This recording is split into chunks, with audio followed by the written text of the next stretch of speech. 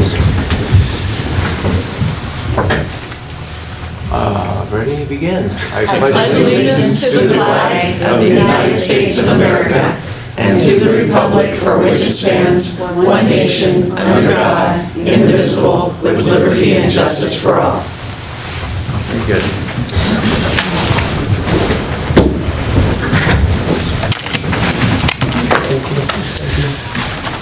Please take a look at the agenda if you haven't yet had a chance, and I will take a motion to approve the agenda as written, or modify it if we decide to do that. I'll make a motion. Second. Any discussion on the agenda? All those in favor? Aye. Opposed? Anyone abstaining? Okay, thank you. Take a look at the minutes. Thank you, Marianne, for these Yes, detailed thank you minutes. very much. Very nice. My goodness, yeah, that's great.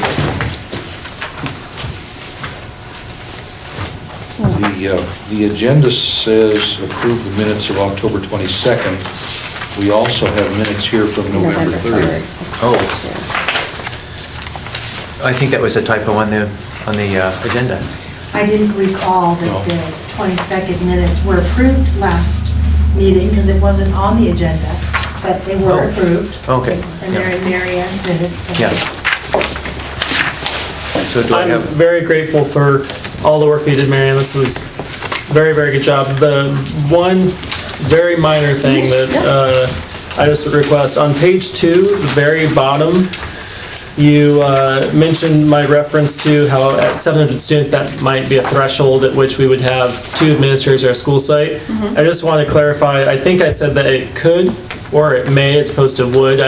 We don't have a policy right now because we don't have schools with 700 students, so I want to make sure that I wasn't stating that there was a guarantee that if there was a school that went to that amount that we therefore have a principal and assistant principal. Yeah. But I'll make that perfectly Thank you. clear. Thank you very much.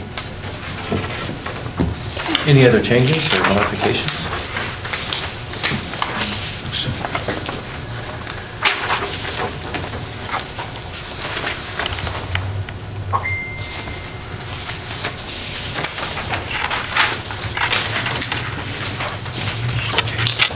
I have a question. Sure. Do we typically get minutes prior to the next meeting? Is that typically how they're distributed? Minutes of the 22nd were actually posted on the website. Right. Okay. We had them also. We had The November 3rd minutes were up on the website? No, They were not. We From had the our first October meeting. 22nd minutes. These are the minutes from the November 3rd. So, Right. so you're asking how Yeah, soon I'm trying to before read the through meeting we might... quickly to see if there's anything missing or Yeah. any, and it's, Well, we It's have It's long minutes. So those were actually finished very early this morning. like I did 10 them a.m. right after the meeting, but then I was trying to find out who, so I can say who motioned to approve the minutes. So there was no audio, so I just gave up on the audio, and Kimberly was going to send it to me. So okay. Well, I feel better because I was going, how could I miss this? This is long. Yeah. Yeah. So what do you think moving forward? Would we be able, do you think, to... I will do my very best. Yeah, okay.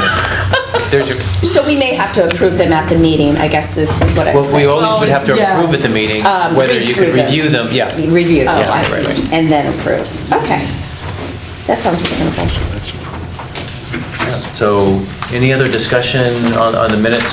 I need a motion to approve as amended. I'll make a motion to approve as amended. Second. Okay. Any discussion? Can you get in there? All those in favor? Sorry, I got a hot eye. Hi. Opposed? Hello. I was an 8. All right. Okay, great. The minutes have been approved. Why don't we just begin the meeting? We have 2 new board members, two new committee members tonight. Why don't we begin the meeting with if you wouldn't mind, please, just a brief introduction. Sure, I'm Murr Van Akker. I teach at Nordoff High School. I teach resource English and math. I'm also on the OFT executive board, the Ohio Federation of Teachers, that is. My wife is the inclusion specialist in the district. She works at all the sites except for Nordoff. I've got a first grader at Miners Oaks Elementary, and glad to be a part of this committee. Thank you. I'm Dimitri Corbin. I am the founder of Peachtree Theater Company. I teach a particular program, the Cardboard Fairy Tale Theater Workshop. It's a theater program for 4th, 5th, 6th grade. And I've been teaching in Ojai since I first landed here 15 years ago. And currently, I am putting into place my plans for the next semester in the summer. So I'll begin my 2nd year of teaching my program with an assistant at Miners Oak School. And I am it's been a lot of stuff going on with this, but I'm putting together a Shakespeare program to revitalize the Shakespeare Festival this summer. You spoke at a city council meeting. Oh, yes, I did. And I do a lot in the community for arts education. I've served 6 years on the Arts Commission, as well as teaching in public and private schools since I've been here. Great. Thank you. Welcome. And welcome aboard. Thank you so much. And Glenn, we did not get to introduce Linda at our last meeting, so Oh, Oh, Really? I'm Linda Jordan. we just started our meeting and we Did said, we? we said, hey, Linda. I think I got approved at the last meeting. I think I got approved. Okay, and then Well. we forgot to introduce you, yeah. approved by the board. My name is Linda Jordan. I am a wild advocate. That's good. I'm going to put that on my business card. I'm a wild advocate of OUSD. And let's see, I'm a graduate of Nordhoff and went away for 22 years like a crazy person, lived up in the PNW. And we just recently landed back here about 3 years ago and have been so blessed by the school district especially, because we had quite a different experience in Washington State. So my daughter just graduated from Nordhoff, and I have a 12-year-old, almost 13, at Matilla. Great. The end. So far. Thank you. Thank you very much. Okay, so tonight on the agenda, our first order of business is the presentation. Andy's going to lead us through a presentation on the necessary small schools funding, which we spent some time on at the last meeting. Sure. So I emailed out to you a chart of some different scenarios of how the necessary small schools could potentially impact the district. It's in your materials here as well. If you go to your last stapled packet, it's toward the back. If you start flipping through, the first page is the email that's from Kathy Smith, sent Tuesday, November 10th at 5:33 p.m. If you go beyond the emails, the first thing you see is the intra-district transfers. Next thing you see is 15-16 elementary school budget, which you'd already seen this from last meeting, but this is the one that has the corrected figure for water and sanitation.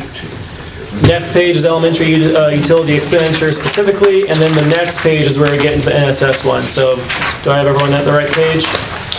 It should have 4 boxes, and it states exactly. Yes. It states Summit Elementary School financials, LCFF, first necessary small schools.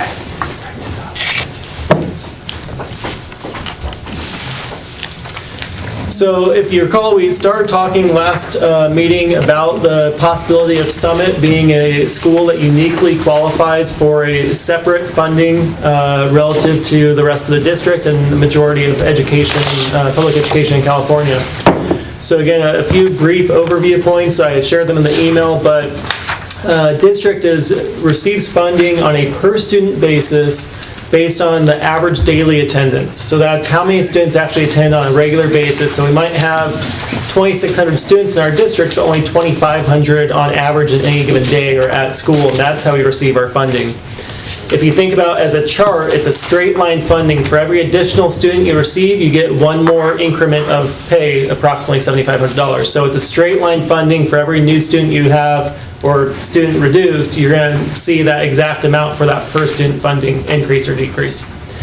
Necessary small schools is intended to try to provide additional funding to schools that are uniquely geographically situated that serve a role that there is not another nearby school that could potentially serve that same role.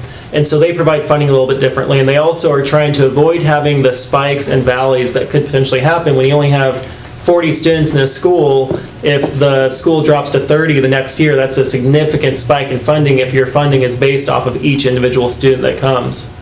So what they do is, if you kind of picture, instead of that straight line graph that regular schools or regular funding of schools occurs on, this is kind of more like a step. So for every group of students, you receive a set amount of money. For every 24 students and one teacher, you receive a set amount, approximately $150,000. So if we have 20 students or 22 students, or at Summit's case, currently we have 42, if we went up to 46 students or down to 38 students, we see no change in funding under the necessary small school allowance. So no matter what, if we're fitting into that average daily attendance of 24.5 up to 48.5, the school and the district receive the exact same amount of funding. So there's like a Tranche. right. It's not one number. It's two numbers that you fall in between. There are three levels. The enrollment can fall in anywhere of a span of 24 students, and you receive the exact same dollar amount. So whereas for our district, let's say San Antonio, if San Antonio gets one more student, the district receives an extra $7,500. Because Summit, this is the first year Summit qualifies for this funding allocation, if they receive one more student, we will not receive any more money from them going from 42 students up to 43. I see how it makes sense. There is a point at which, though, if you are thinking about that, one's a straight line, one's a step, there's going to be a point at which they intersect and where we actually could receive more money under LCFF than under the necessary small school allowance, and that's what these charts show. So we're going to hop into the chart real quickly, but just want to give you that background we discussed last week or last meeting as well. The way in which a district falls into the category that allows it to receive necessary small school funding is the district itself has to be under 2,500 students, 2,501 average daily attendance. We just hit that threshold this year. So that's why we haven't previously qualified. The school itself has been qualifying for a number of years, but the district as a whole was deemed too large of a district that we would, the assumption at the state level is that you have sufficient resources available for transportation for students and other means in which you could afford to still fund the school. But we've now hit that threshold where the state does allow us to elect to go to necessary small school allowance. So the first criteria is that a district as a whole must be under 2,501. The school has to be under a certain population. If it was a school that had 500 students, it wouldn't be eligible for this. It has to be, I believe the number is under 100. 96. 96, right. It's every 24 increment. So the school itself has to be under a certain size. We certainly qualify for that as well, and Summit has been qualifying under that 96 threshold for quite some time. And then the third piece is that you have to have a certain number of students who live far enough away from the next closest public school. So I say next closest public school, it doesn't have to be in our district. In fact, some of our students live more than 5 miles or more than the required boundary from San Antonio, but they might live close enough to a school in Santa Paula that they actually are, not counted in that number. So the level or the distance, as I said, 5 miles, 15 students have to live at least 5 miles from next closest school. In this school year, we have 18 students we've identified who live at least that distance. So again, that's that third and final prong that we meet this year.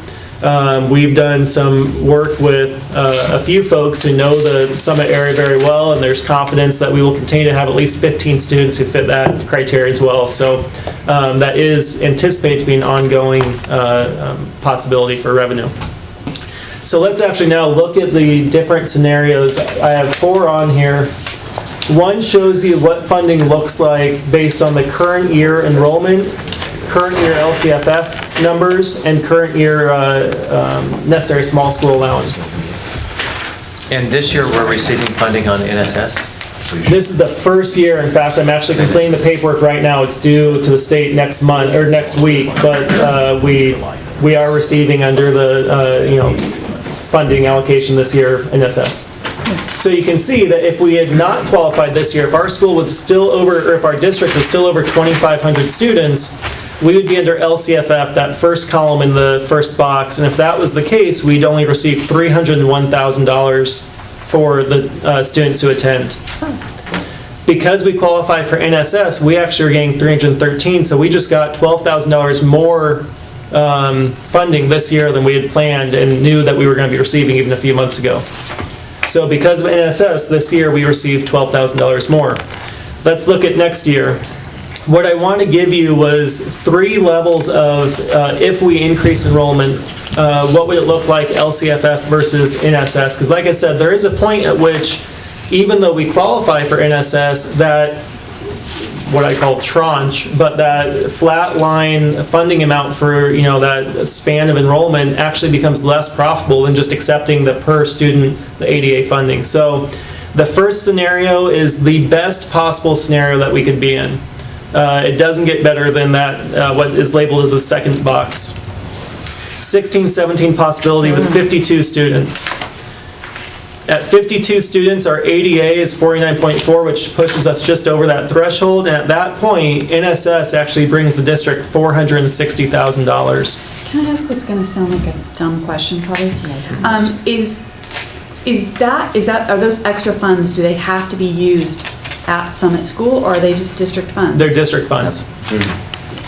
So in 16-17, if we had 52 students, we would certainly elect to receive the funding through NSS. We'd receive $460,000. If we didn't go with NSS and we had LCFF, it'd be $380,000. So you can see that there's actually a difference of nearly $80,000 new funding that comes to the district through NSS versus the regular funding. So just to make sure everyone understands, we're not getting $460,000 in new money. It's the gap between, because we'd be guaranteed for those students LCFF. The new money that NSS gives us is really the difference between the LCFF allotment of $380 and the NSS amount. Is everyone following there? So let's go to the next box, and this is what... Only if you stay under 52 students at San Antonio, at Summit? And if you're at exactly 52. So this scenario is exactly 52. The next scenario I have is if we were at exactly 63 students next year. At 63 students, you can see that LCFF and NSS numbers are almost identical. LCFF is actually $1,000 more. So 63 is the magic number between that 48.5 and the 70, well, we'll just say 48 and 72. The number at which the funding through LCFF becomes better for us is at 63 students. Then we'll look at the bottom one. Now let's say we happen to have 75 students. If we have 75 students, the ADA puts us just below 72, which means that in that case, we would be receiving $90,000 more approximately in LCFF money than if we'd done NSS. So does that make sense? So we have the ability every year to elect which funding source we want to have. And that funding source decision is based on, for that exact number of students in our at our school in that year, which one becomes more profitable. And you can see if we increase enrollment above the 48 number, that that sweet spot is in the 50s. Enrollment in the 50s causes the district to receive more funding than if it were an LCFF. However, there is also a requirement that you have no choice in the matter, have 3 teachers there. Which, if we were only at 52 students, like the first scenario shows, it's possible a district would have elected otherwise to have not incurred the additional cost of that third teacher, because a third teacher would put them at approximately 17-to-1 student-teacher ratio, which is 10 fewer than the rest of the elementary schools. So it's possible there would be a little bit more expenditure, but the revenue would be at the gap between LCFF and NSS would be at its greatest if you're in the 50s for enrollment. Once you hit 60s, it becomes grade neutral, and LCFF becomes the regular funding source. And then in the low 70s, there's no question NSS doesn't help us at all. LCFF is what we use. So Andy, I'm not seeing it here, but I think I read it in the original email that the state allows us to toggle between the two. Exactly. So there's no, like, you're locked into this for 5 years kind of thing. Right, exactly. So this year, because we have 42 students, we're choosing to have NSS. If we actually had 2 students move into the Summit area or chose to move over to Summit, an intra-district transfer, and we went up to 44, at 44, it actually is not profitable to use NSS. We would just do our normal funding formula. 44 at approximately $7,500 per student would give us $15,000, and right now the gap is only 11 or 12. Does that make sense? So NSS is not, on the whole, if you look at the different possibilities of enrollment, over 50% of the time the enrollment is better to be funded through LCFF. But there are some scenarios where it can be a real windfall to the district for the NSS Can I process. clarify something? You said in the 50s. So it doesn't, so this is kind of like what it would be if it was 52, but Right, it's still that's the best case beneficial scenario. somewhere in the 50s. It's still beneficial. So if you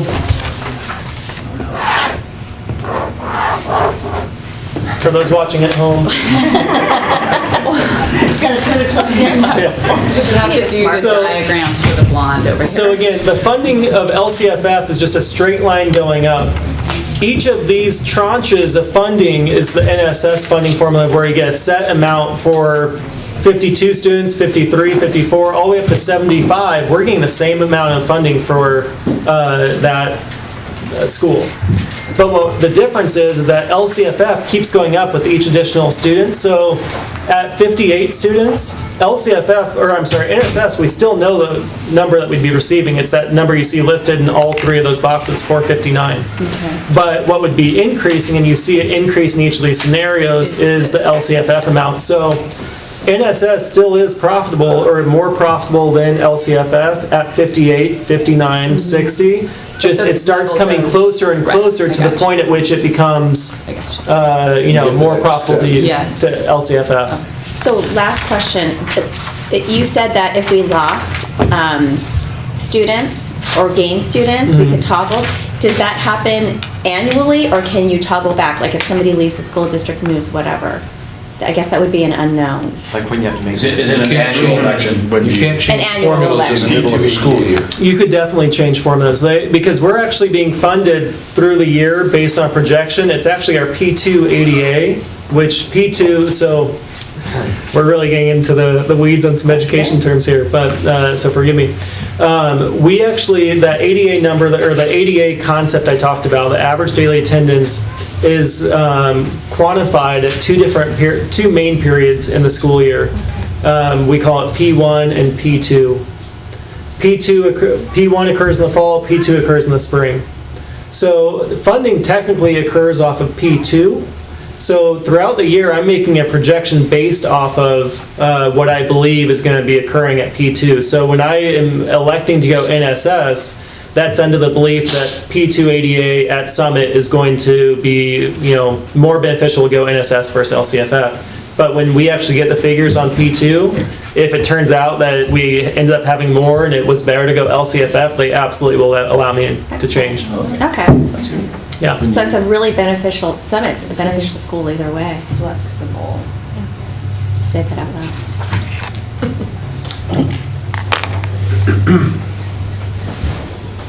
Thank you. Very understandable. What next? And you picked the number 52 because that gives you an ADA over 48, is that? Exactly. That I wanted to get the best, the rosiest picture, the best scenario, and so I chose that number 52 because again, when you do the 80, it's not actually enrollment. It's not the 52 kids enrolled that the allowance is determined by. It's the ADA, and so when you do 52, the ADA ends up being 49.4.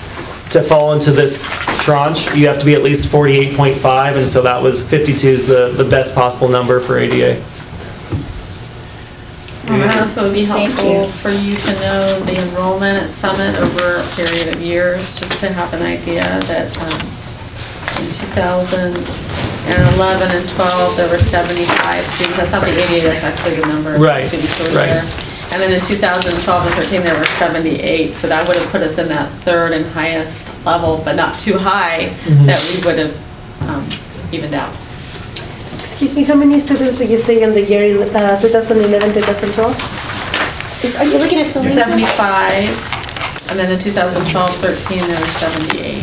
And then this year we decreased 42. to 42. And that was when a lot of reasons, but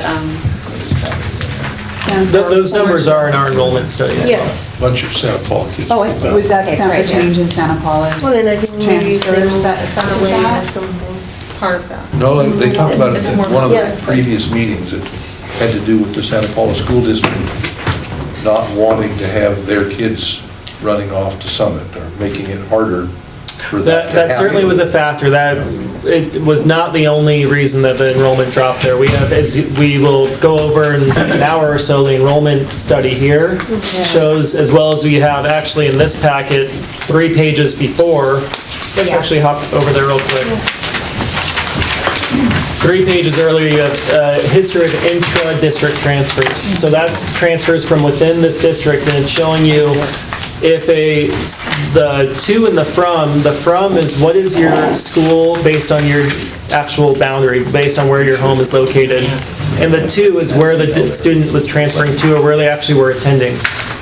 So if you look, you can see that Summit had 17 students who lived in their geographic area that technically would have gone to Summit as their school of, neighborhood school, who chose to go to another school. 10 of them went to San Antonio, 6 went to Topa, 1 went to Myers Oaks. So the reduction in enrollment, that's for 14-15. The reduction is not solely due to St. Paula changing its inter-district policy, but there's also an impact of students who are This is choosing. just a one-year snapshot, too. It's Well, there's 4 years here. There's 4 years. Four is all the way down. So they've always been, I mean, it ranges Okay. from 15 to Backwards. 24 for Summit, for example. And then just the same, general decline in enrollment that all of our schools have faced, Summit's also endured. But the enrollment projection in here says that Summit's going to go up to 52 in the next 10 years. Curious, Is that what the latest one stated? I think when they page revised 17, it, table 12.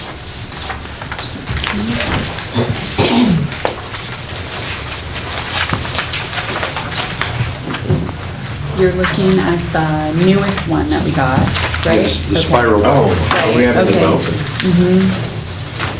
We did have an earlier. It would go, So, well, actually, to yeah, go from, they're projecting to go from 54 down to 52. I'm sorry? I'm reading that correctly, right? It says this year, For this year, 52 in 2024. that's not what my spiral bound set says. Mine so says remember how 38 to 52. we have an updated version of the Okay. Lincoln Group Okay. study. You might have your old one. I was looking at the blind one, they had the notes on it. Okay, um, yeah, thank you. That's the new copy. And I realize the small numbers make the percentages look like real outliers, but nowhere else do we see comparable growth, and mostly it's losses. So what was the rationale for projecting getting to that 52 sweet spot at Summit? So I'm happy to move into the Lincoln Group studies if that's where the conversation's going, but because that is where the majority of our time's blocked off, I don't want to jump in there if we do still have the NSS. Were you asking why he picked the number 52?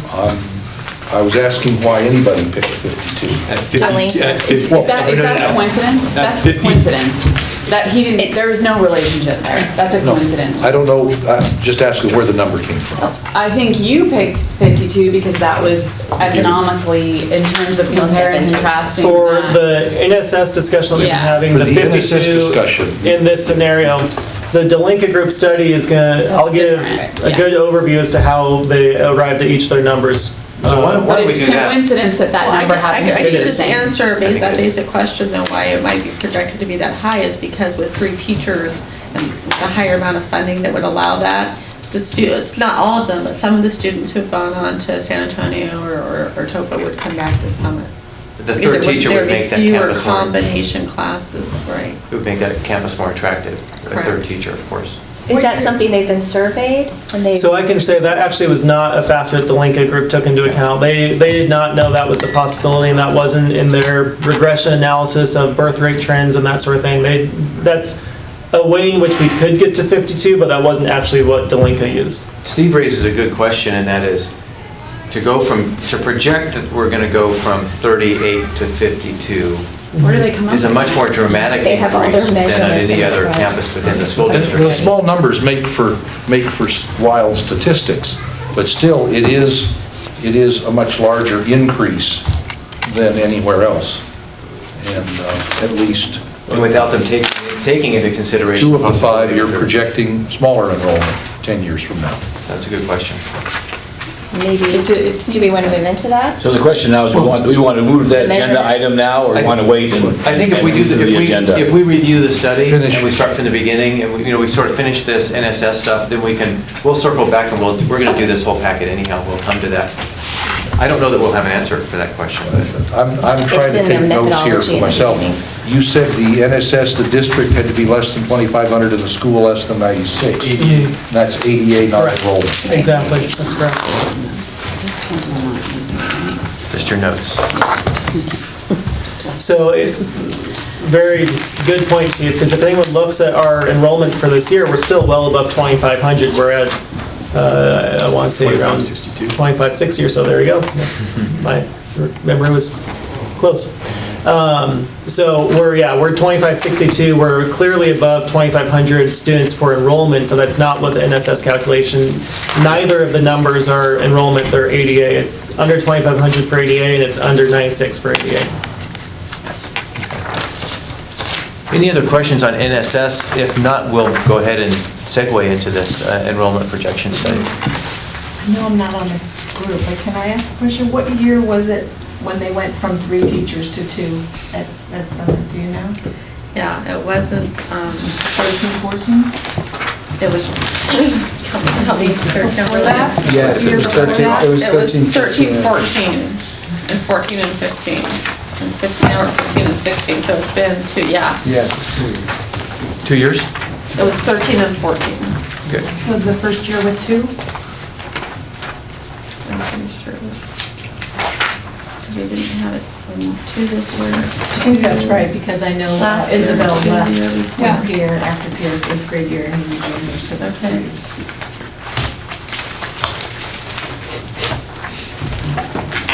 Any other questions? Okay, let's go to your new revised red packet, the enrollment projection study. Andy, do you want to lead us through this? Sure, happy Okay. to.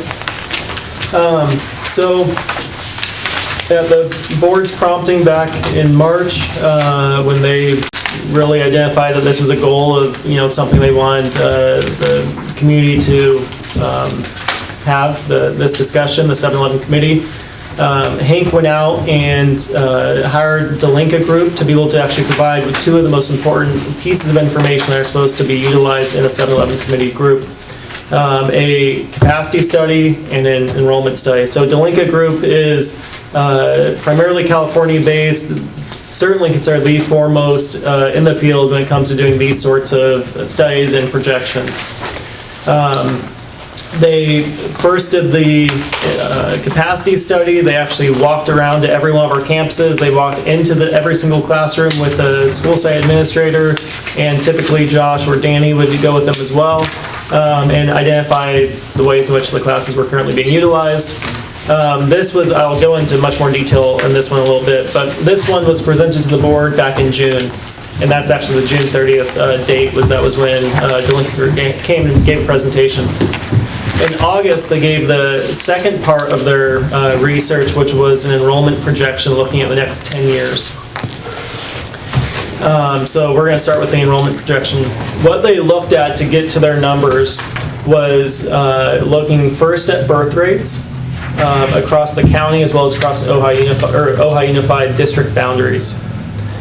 So, unfortunately, they provide historical information in Ohio Unified, but there is no authority that provides projections as to where Ohio Unified boundary, I'll say the Ohio Valley, because only 22% or so of our students are coming from the city of Ohio.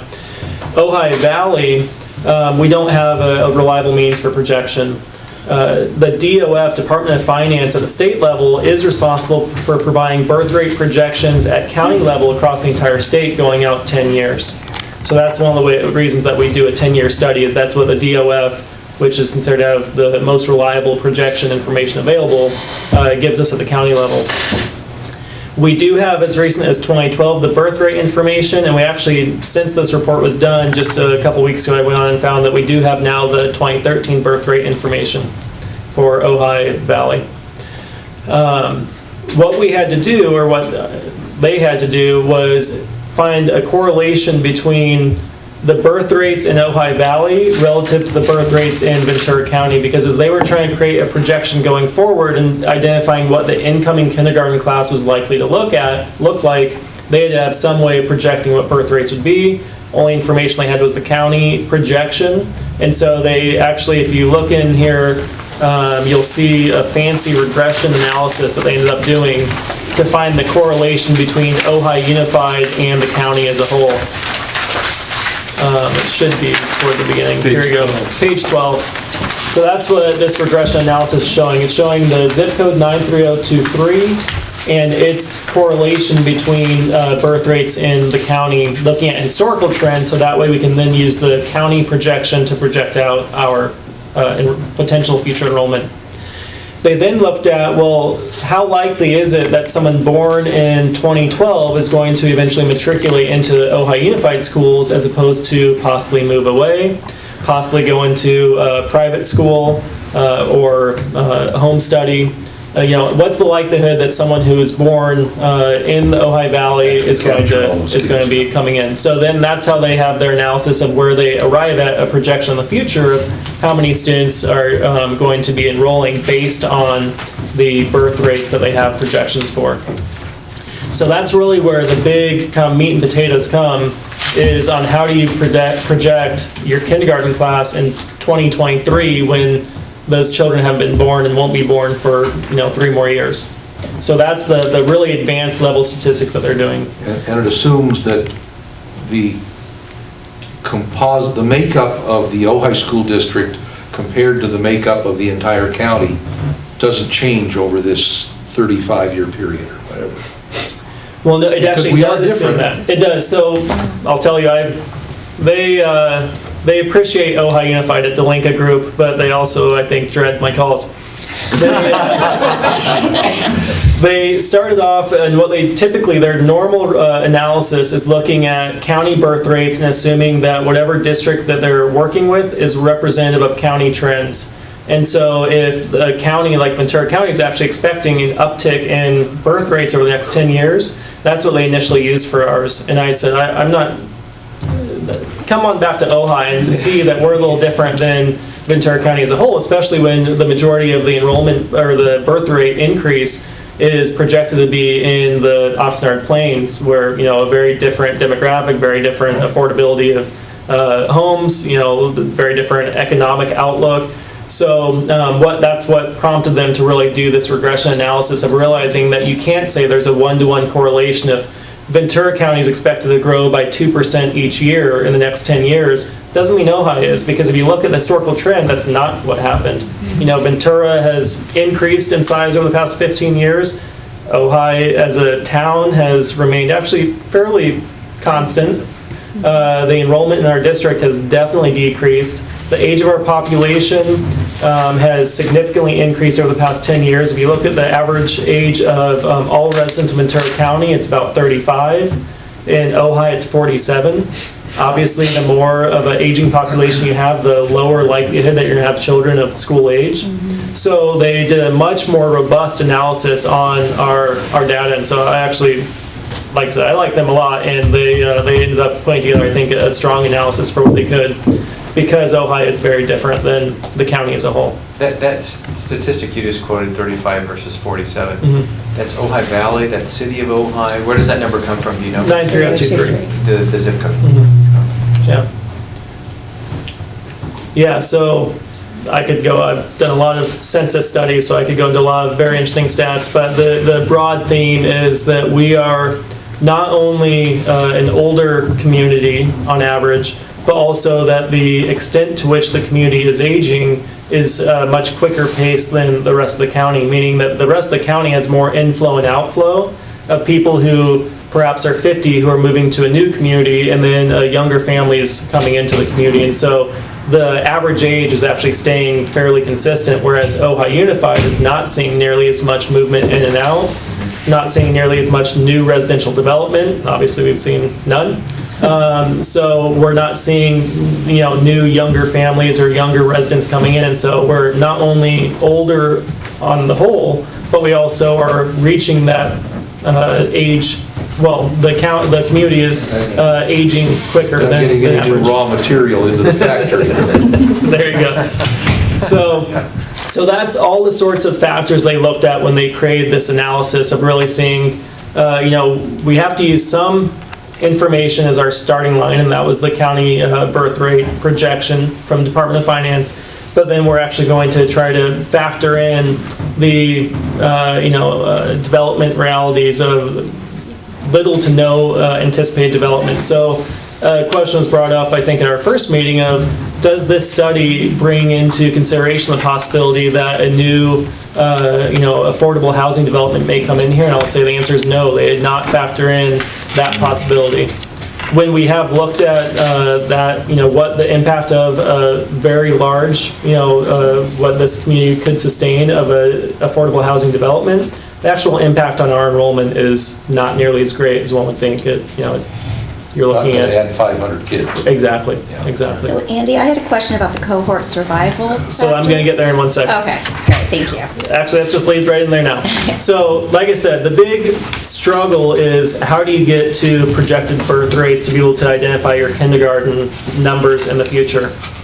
Once you have that, then they actually use what's called the cohort survival rate to figure out how many students who start in kindergarten are actually matriculating to first grade.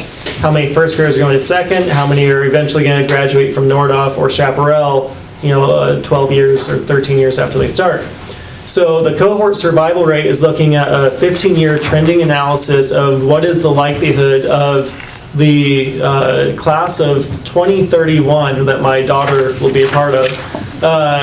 What is the chance that when she starts in kindergarten that cohort of students, that class of 2031 will matriculate to first grade? So again, they looked at a long number of years history. They're looking at, if you can picture kind of on a graph, it's going that diagonal of first grade in 1 year to second grade the next year to third grade the next. And that's how they developed unique cohort survival rates for each individual grade. You'll notice that we actually have a little bit of a spike that happens in fourth grade. One factor could be Monica Ross. Right. We also see a spike that occurs at, I believe, in sixth grade.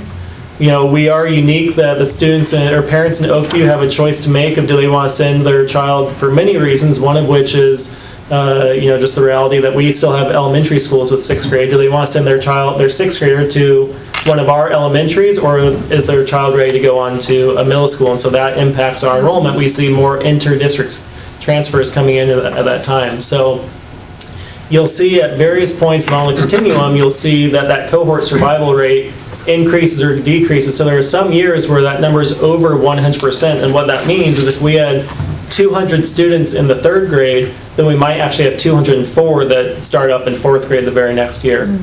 So that's the way these numbers get arrived at. You first look at the county birth rate projection, our own historical birth rate trends to identify future incoming classes, and then using that cohort survival to see how they're going to, the likelihood of them staying through the years of education here. So by being able to do that, we don't actually look at migration patterns into and out of the valley, because what we're looking at is the trend between birth rate and then the likelihood of them actually starting kindergarten, so that accounts for that factor. So they really do, again, these are the experts in the field for the state of California in projecting enrollment analyses for school districts, and they look at all the factors to provide the best, most reliable information we can have. Doesn't mean it's perfect. In fact, I can say with certainty that they already were wrong in 2015-16, and I'm sure they'll be wrong going forward. But it's pretty darn close, and it's the best, most accurate thing that we can be shooting for. When you say they were wrong in 15-16, but it's pretty darn close, how close was that? Or well, let's take a look. They projected the total enrollment in the district in 15-16 to be 2576. I'm looking at page 25. Oh. We ended up being at 2562. So they're off by 13, and again, it's possible we have some students moving in and out of the district, but they were off by, a dozen or so. okay. Which, again, they had no information on our enrollment data or any other information on our 15-16 year. This analysis was done in the spring and into the summer, looking only at the 14-15 enrollment information. Andy, for the methodologies, did they have a margin of error, like a percentage? I'm not seeing it. No, So they we don't. could perhaps double check that if they did. I I think they're They don't, making mathematical they don't provide that, assumptions yeah. and cranking out a number. Right, And yeah. They don't You say have that they to have a say- 95% confidence interval that it's going to be, Okay. here. This is the projection, but I've just seen again, that in other projections. Okay, Yeah. Thank you. it's not, they don't provide a certain level of confidence Okay. or accuracy. Okay. Any other questions so far? Well, I just have a question. Is there any ways that we can make different programs into our schools that we don't really lose a lot of the kids from Oakview? I think we talked about it before, and that Sunset School provides kind of a K through 8, but I also hear, like the ANSA, when a lot of people used to prefer definitely to send their kids into Ojai District, and now Sunset.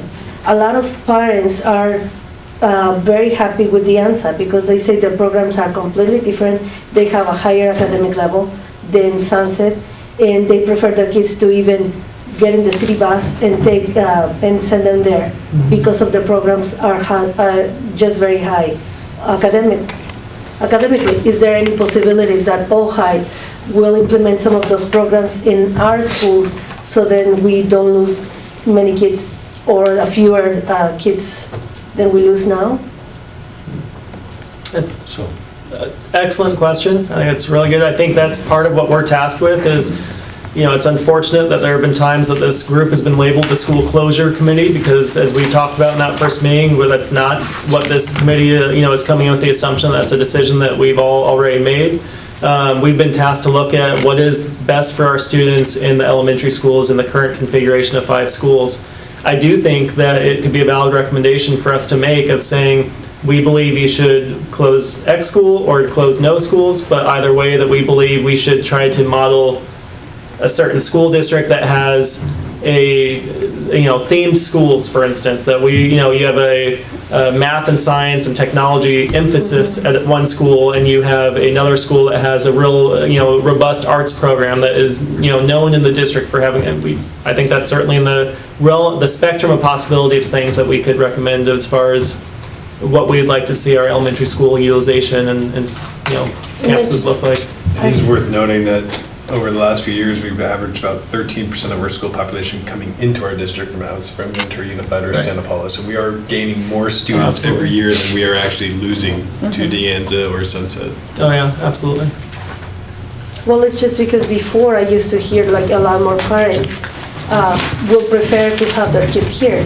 And then now they're pretty willing to send them to the ANSA, or I even hear like El Rio has a technical school that is really doing great because they implemented their math and science program, and that will, of course, is a better for the school.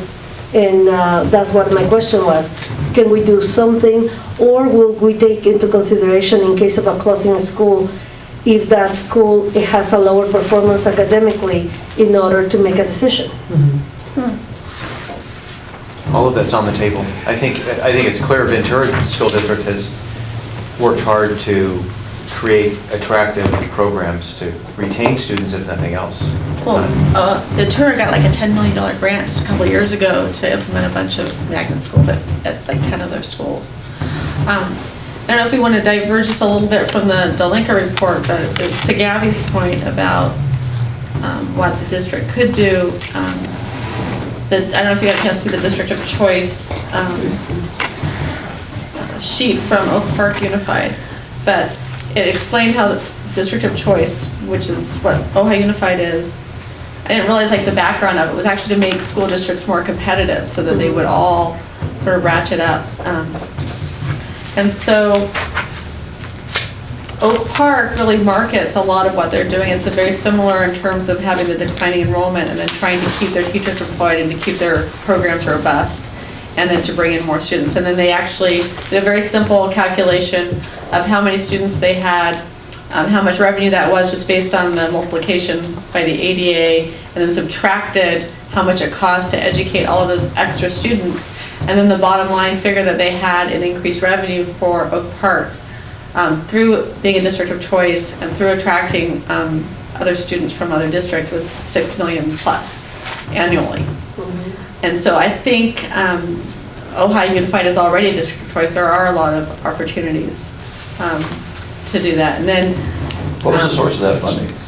that's the district of choice funding in just in terms of having That's the the state. students So- who are there times the 88. You can explain it better than I can. No, I think you nailed it right there perfectly, is that it goes back to the discussion around NSS, is that the primary way in which schools are funded is just it's LCFF, and it's based on every pupil, every unit of ADA receives, 7,500, 8,000, depending on if you have other factors, maybe more.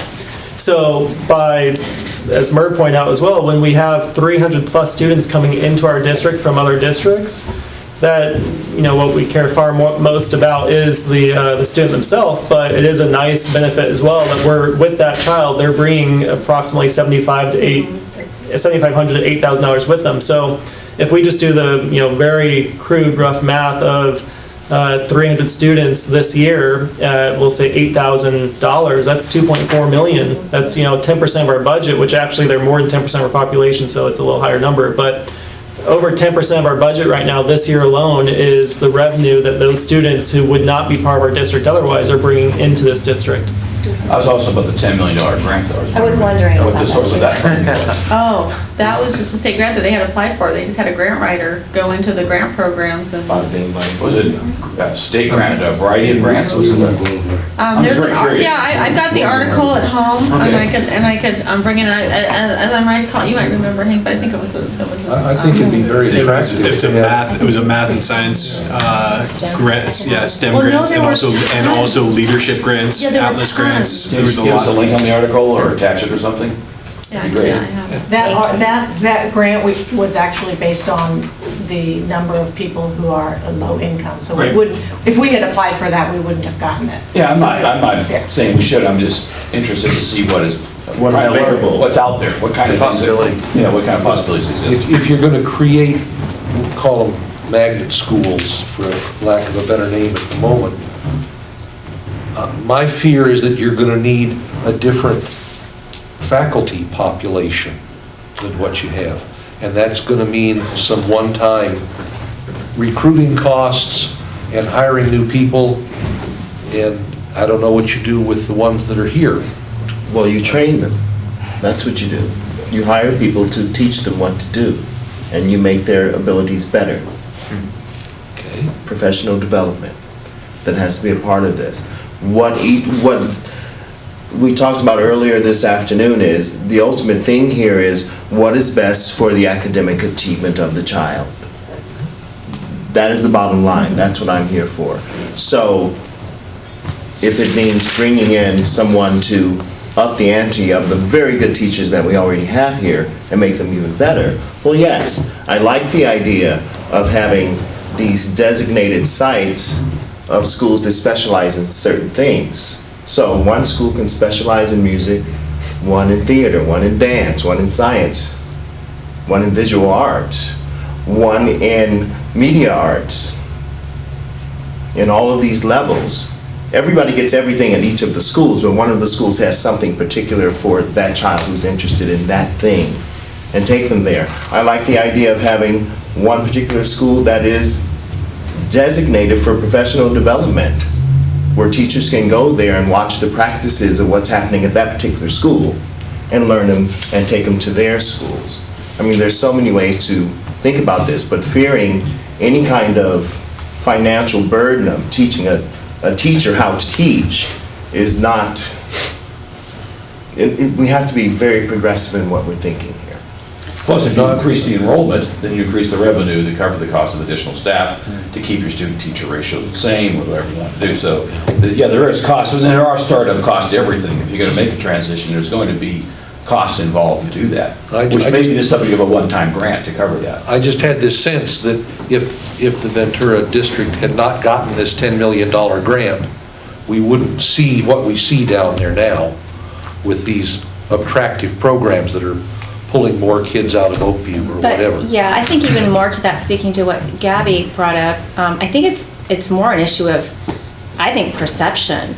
I mean, if you look at what Nordhoff does in terms of arts, I mean, the dance program and Bill Wagner and the music program, I mean, they were invited to perform at the Ojai Valley Inn, the Nordhoff students were. I mean, that's huge. That's a 5-star, I can't even remember, facility. It's not as huge as going to Carnegie Hall. Or Carnegie Hall, exactly, or sometimes New Orleans. I mean, it's amazing. I really do think it's more of an issue of perception. If you look at what Miramati's doing with technology, it is over the top. So I hear what you're saying, and yes, we can always do better to capture the DOC. I really understand the concept. My kids went through the school here in Ohio, and I think it's amazing.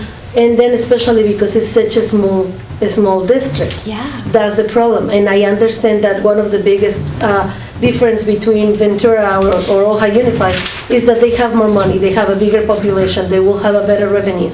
That we don't get it for many different reasons. As they say, you know, the income population per population is different than in Ohio. We won't be able to get that. But we can, there's always room to improve. And I'm not knocking, music department is great, arts and, I don't know, they have so many more things right now since my kid's out of the district, but I just know that, just try to think about what are our possibilities, what can we do better? Because it's kind of scary as we talk about being here trying to think about what school to close when you know that every school is gonna fight for every community is gonna fight for their school. And then we have to be realistic about that too. Well, I've been thinking a lot about this. I just want to have just a stream of thought. I'm a little bit tired, so I'm going to try to be articulate.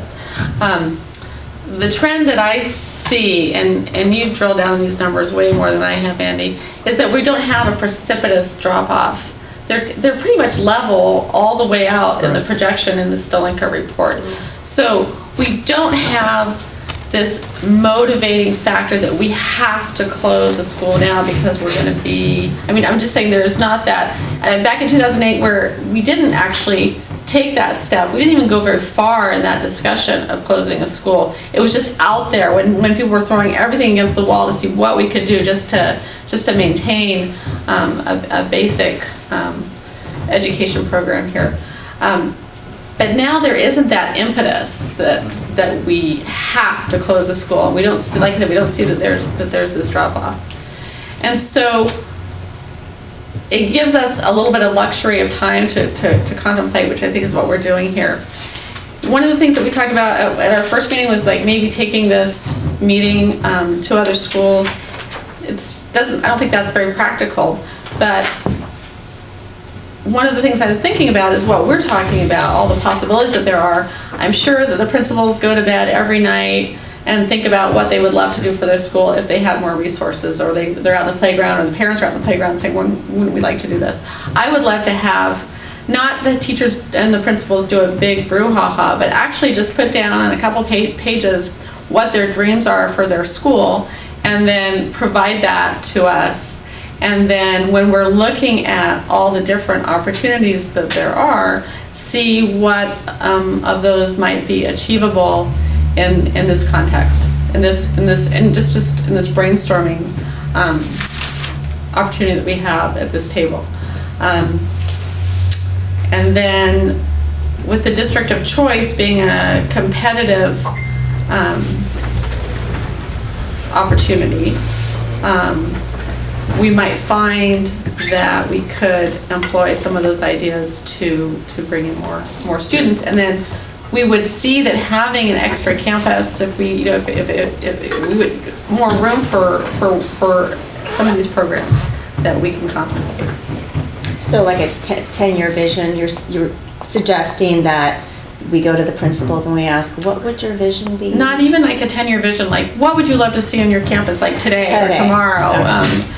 What's not there that would be good to have? Yeah.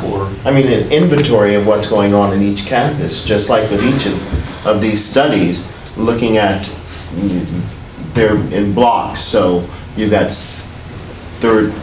K through 3 or 9 through 12. Well, what's there individually in 9th grade for go through and do an inventory? Like, is there a pitch pipe in the 2nd grade for a teacher who has to teach 2nd graders how to sing? Yeah, so that's a key aspect, is that the principals and the teachers know what their talents are at their school. So we could say, wouldn't it be nice to have a magnet school, this one, but they just don't have all the resources. But the principals certainly know what the interest is of the parents and what the skills are of the teachers and the interests of the teachers. But there might be enough resources in a particular area, whether it's STEM or theater or music or something, district-wide, that you could collect those teachers that are good at that more in one place. And Like an arts school? Whatever, that you might be able to rearrange the faculty so that you do have specialties at different campuses. And it might not be necessary to retrain people. And it's such an exciting time for education. I mean, there's so many different possibilities. There's the K-8, there's the language immersion in Chinese and in Spanish. There are all the different types of magnets that you all are talking about. But I don't think it should just come from us. I would love to hear from the people who are actually dreaming it and living it every day. In a survey form? I just want it to be simple. Like my KISS is keep it simple, stupid is my motto. So literally have them write down some of their ideas, and shoot them an email, and if they can come and talk about them, some of them for a few minutes, that would be great. But at least we'd have from every principal some of their. We're only dealing with 4 principals, so. Summit and San Antonio. They could be hanging out with some moms and dads on the playground, writing down some ideas and and give them to us. Just so. Want the input just from elementary, I guess? I mean. Because that's what we're looking That's for. the charter of the possibility committee. of repurposing buildings for other Yeah, that's programs. true. That's I would love true. to hear We're from- not- Absolutely. We have to have that option open. And I am blown away by our teachers and our leadership here. So, I mean, they know and so many things that we can't even imagine that are going through their heads every day. And I just can't say Got pretty good. how impressed. I hear about it, Aaron. There you go. And I was so impressed. I went to the Future Freshman Night, and those kids and those programs were astounding. And so that's part of this this discussion also, is letting Ojai residents know, and that's what Ojai Education Foundation works to do. That's what a lot of things do, but to let them know what our kids are accomplishing and with their teachers and their schools every day. Because the more people who know about it, the more want to stay. Absolutely. Because it is a schools. perception we're battling more than anything, and it's a fog. You can't battle it unless you put something out there. Can I just ask if the committee would be interested? I'd be happy to put together a survey. Is it okay to offer that?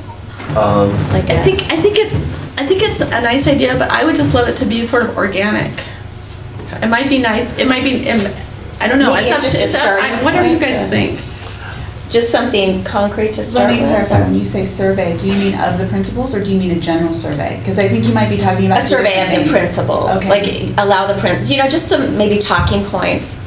And maybe I'm just thinking in terms of, again, my marketing I would brain. love to see something on a napkin and brought here, because sometimes that's the most fun, times, rather than having to sit down and fill out a survey. I just like them to sort of, like it said, to have it be organic. Okay. But that's just my view.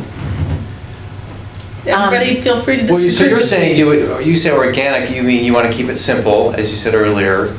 You I can think do a this just survey that- allows them to, principals, holy cow, they're like the CEOs of a large company. They've got so much in their brains.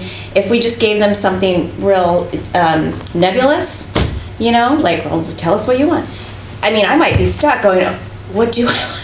Versus, I'm just thinking I could put together, I'm just putting it out there. Maybe it shouldn't come from me, maybe it should come from Andy or Or it just comes from the staff committee. members. It The comes from the- committee. It comes from the committee. The Yeah. committee. I mean, this is based in the idea that a magnet school is attractive to students, right? Correct. So we're asking principals if they can identify what their magnet What's their school is. I don't Yeah. know Well, not if that it would be a specific. I don't think we're doing magnet. that. I No, don't think I we're do doing wanna- that I do specific, wanna- are we?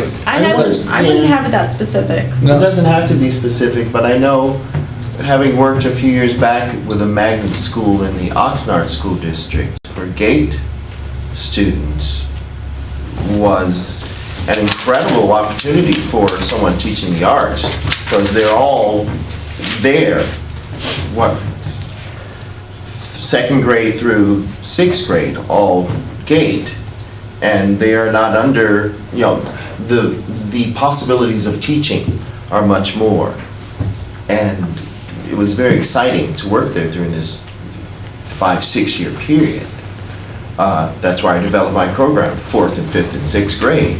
And 6th grade is that's an issue here. 6th grade is a special time. You don't know where you're going to put those kids.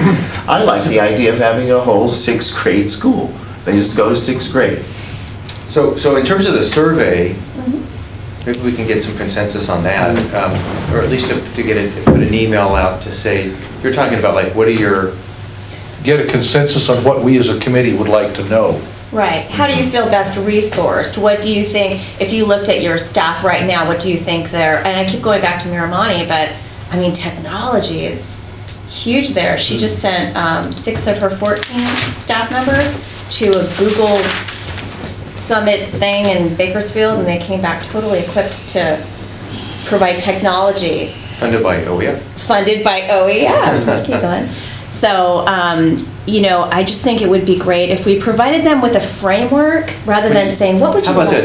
How about this? Would you be willing to work on a draft or something like that and bring it to the next meeting? Of course I would. I would love to.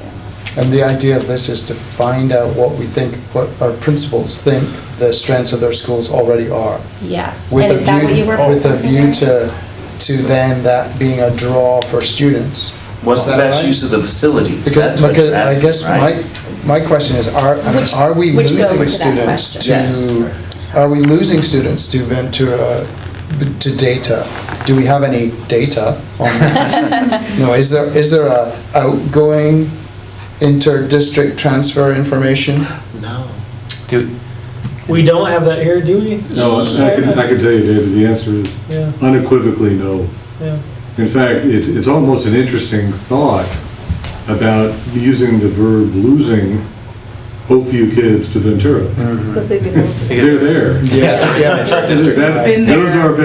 Those are Ventura students. We failed to pull them in. We have literally no school. There's no school to which, let's just say Ventura or Santa Paula, there's no school to which we lose double-digit students now. A few years ago, we lost more, 10 to 20 to 25 to El Camino. But even now, we're not losing those students. All right, so literally the gross number of students inter-district, predominantly inter-district, we talked about this last meeting, more inter-district than a district of choice. But the gross number of students is very close to the net. I mean, when you talk about 300 students coming into the district, right, which is more than 10%,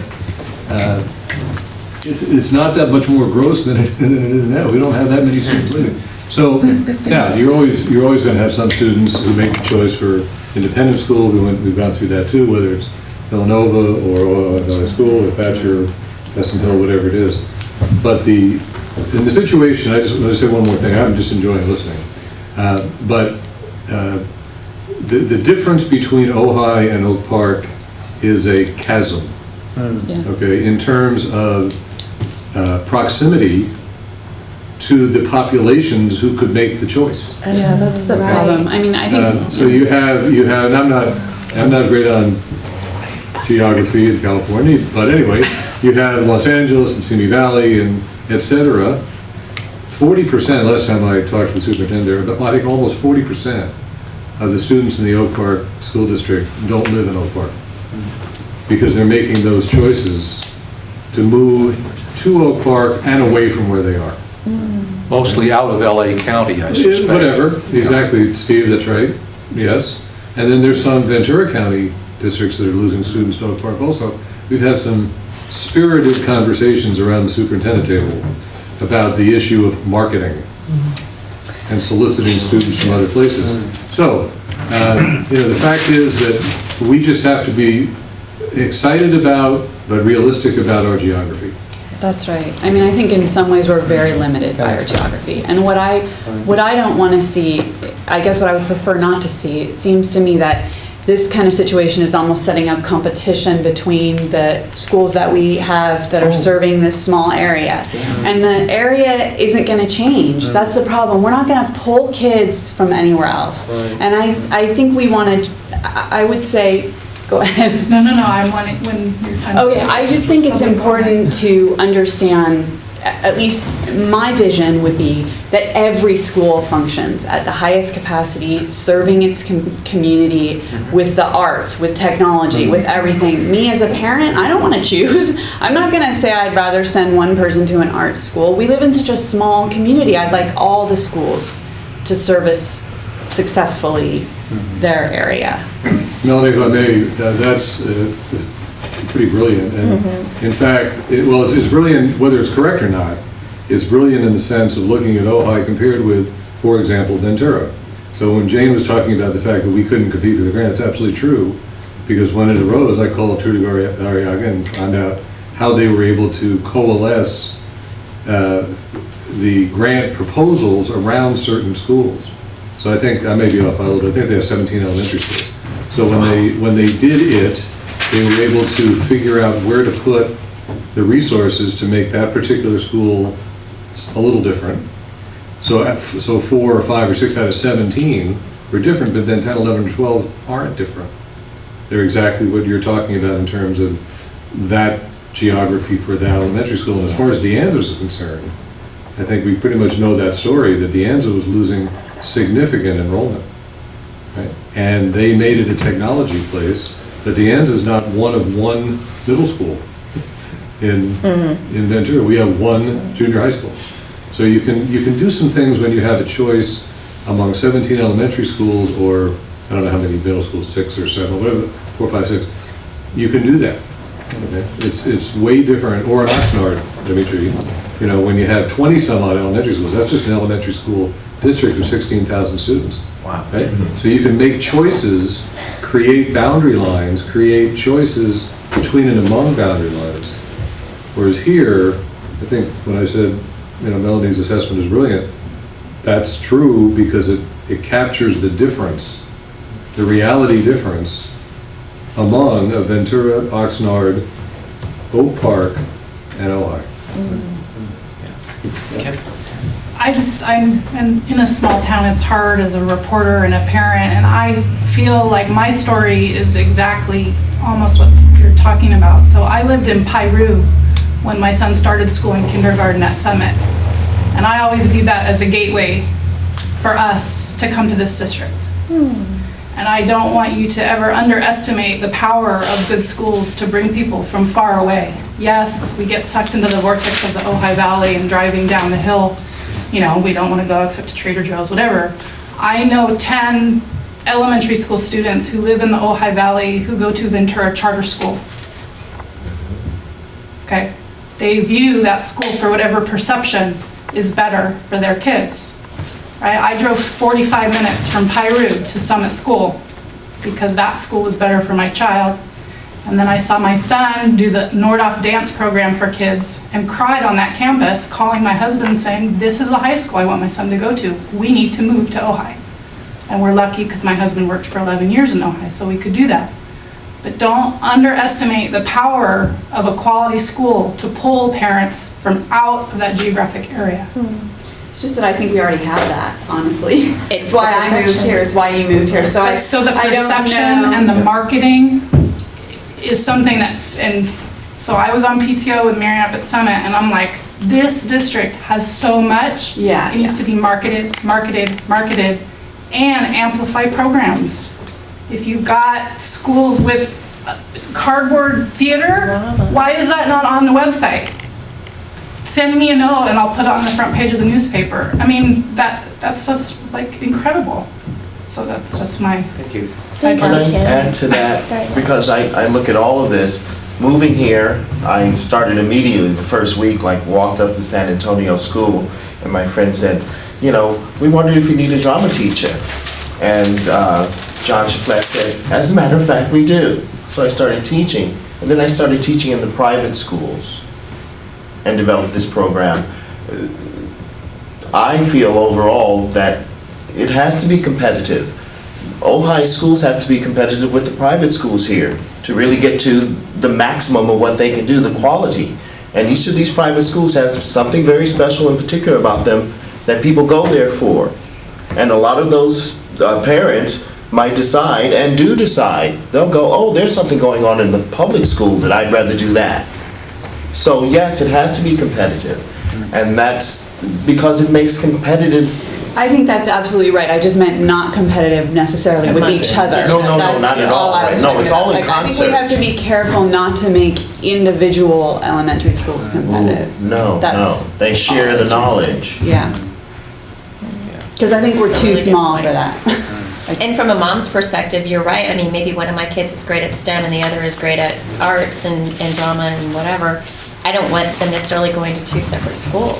So that was a great point from a mom's perspective. And I think if we were to survey parents at various schools, I was a parent at Miners Oaks and I loved Miners Oaks and we had such a great time there. And I think you'll find the same passion at every other campus for their campuses too. And so there's a lot good that's going on. Well, my only point was when we're sitting here talking about repurposing, I have not the first clue that a principal has about their dreams that they have every single day. And that's what I would like to hear. Back to what you brought up.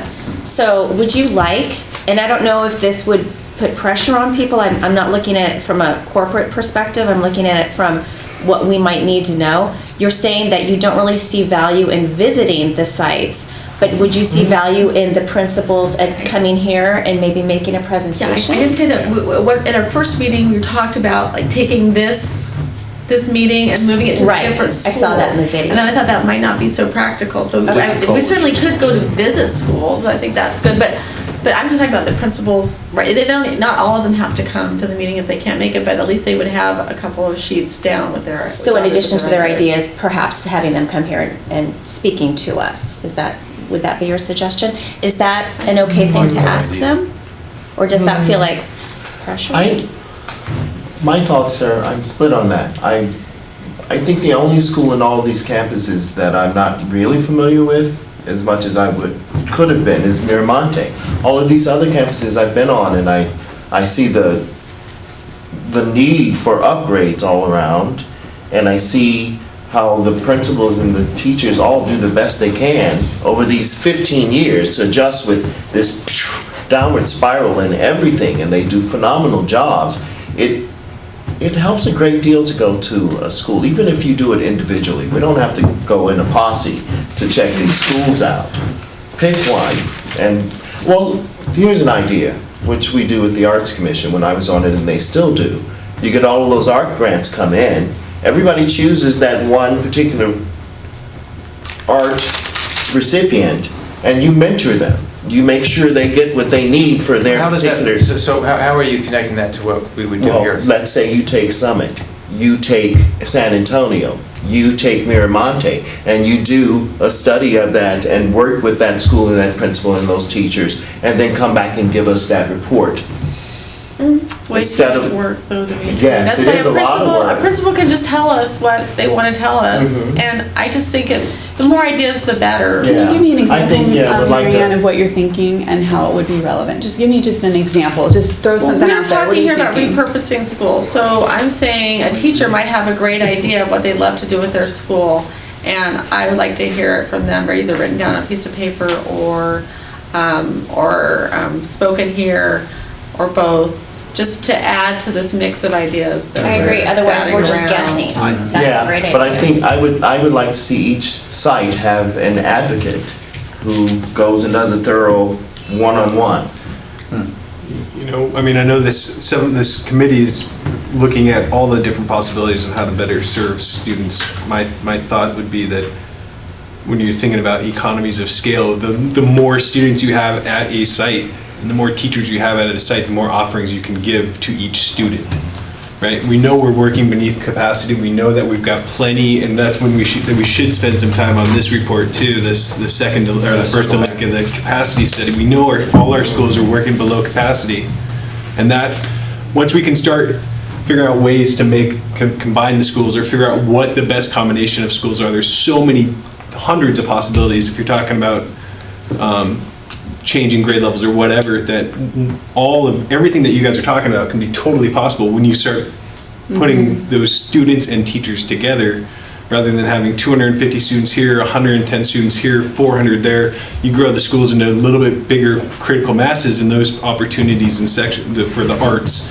And you've got that many more students at a site, so you can have a 30-person musical where you couldn't get a 30-person musical going at San Antonio right now, or you get the interest, you get all the interest. So all you can do is Waiting for Godot. Yeah, it seems to be that Merv is making an excellent point, that that's kind of the relevant material of what we're supposed to be doing. We're supposed to be looking sort of at the structure, how it's being used, how it's being utilized, and whether it would make a lot of sense to have a bigger school that then can have everything that we idealize it having, because it just functions better budget-wise. Well, if we do our job well, and then if we make a valid recommendation that the board can take, then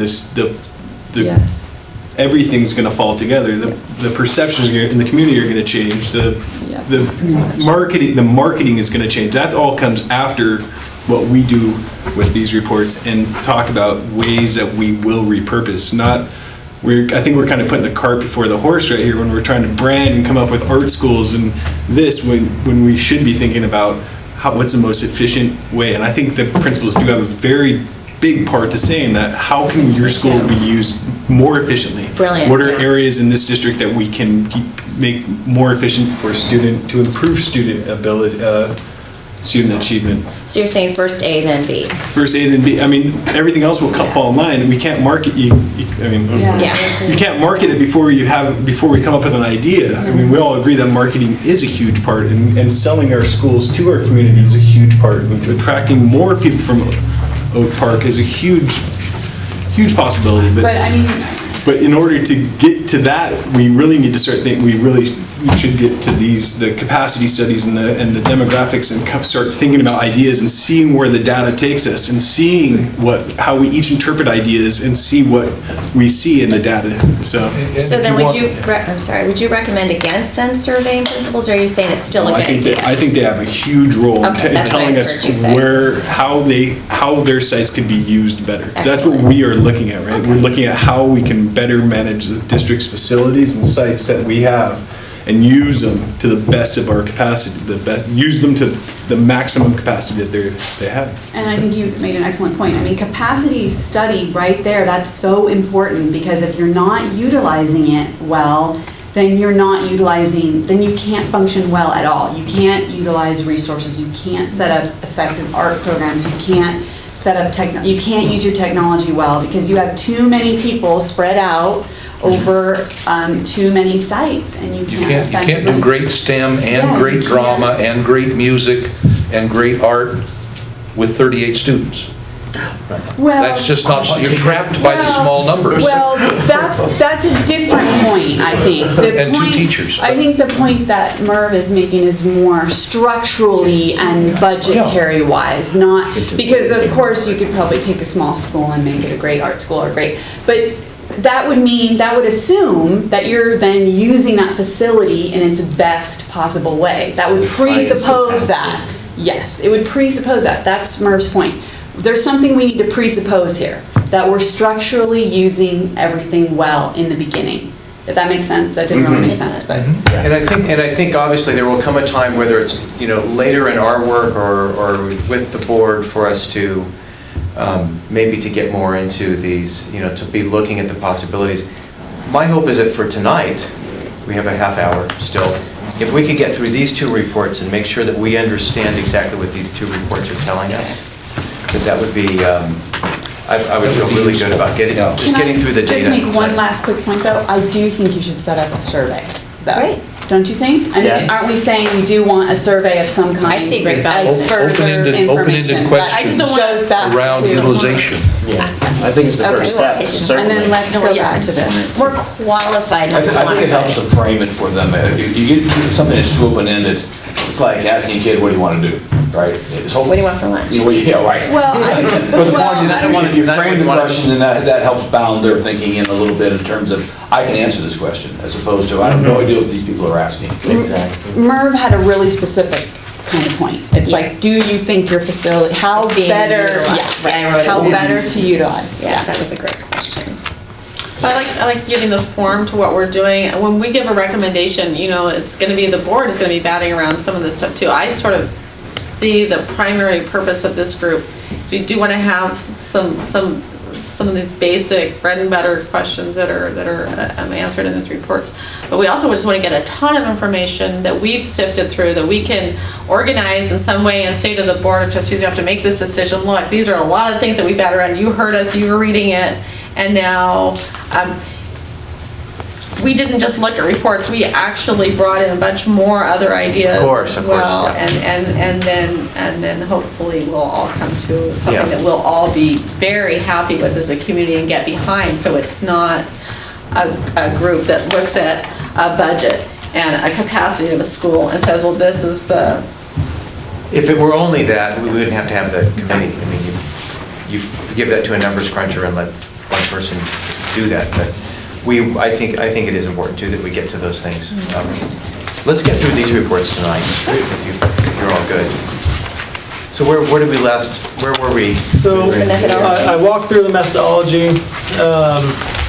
I think that the important thing that I would encourage us, the theme that I think is most important to be taken away, if you look at page 32, it's one nice area where they have the full enrollment projection.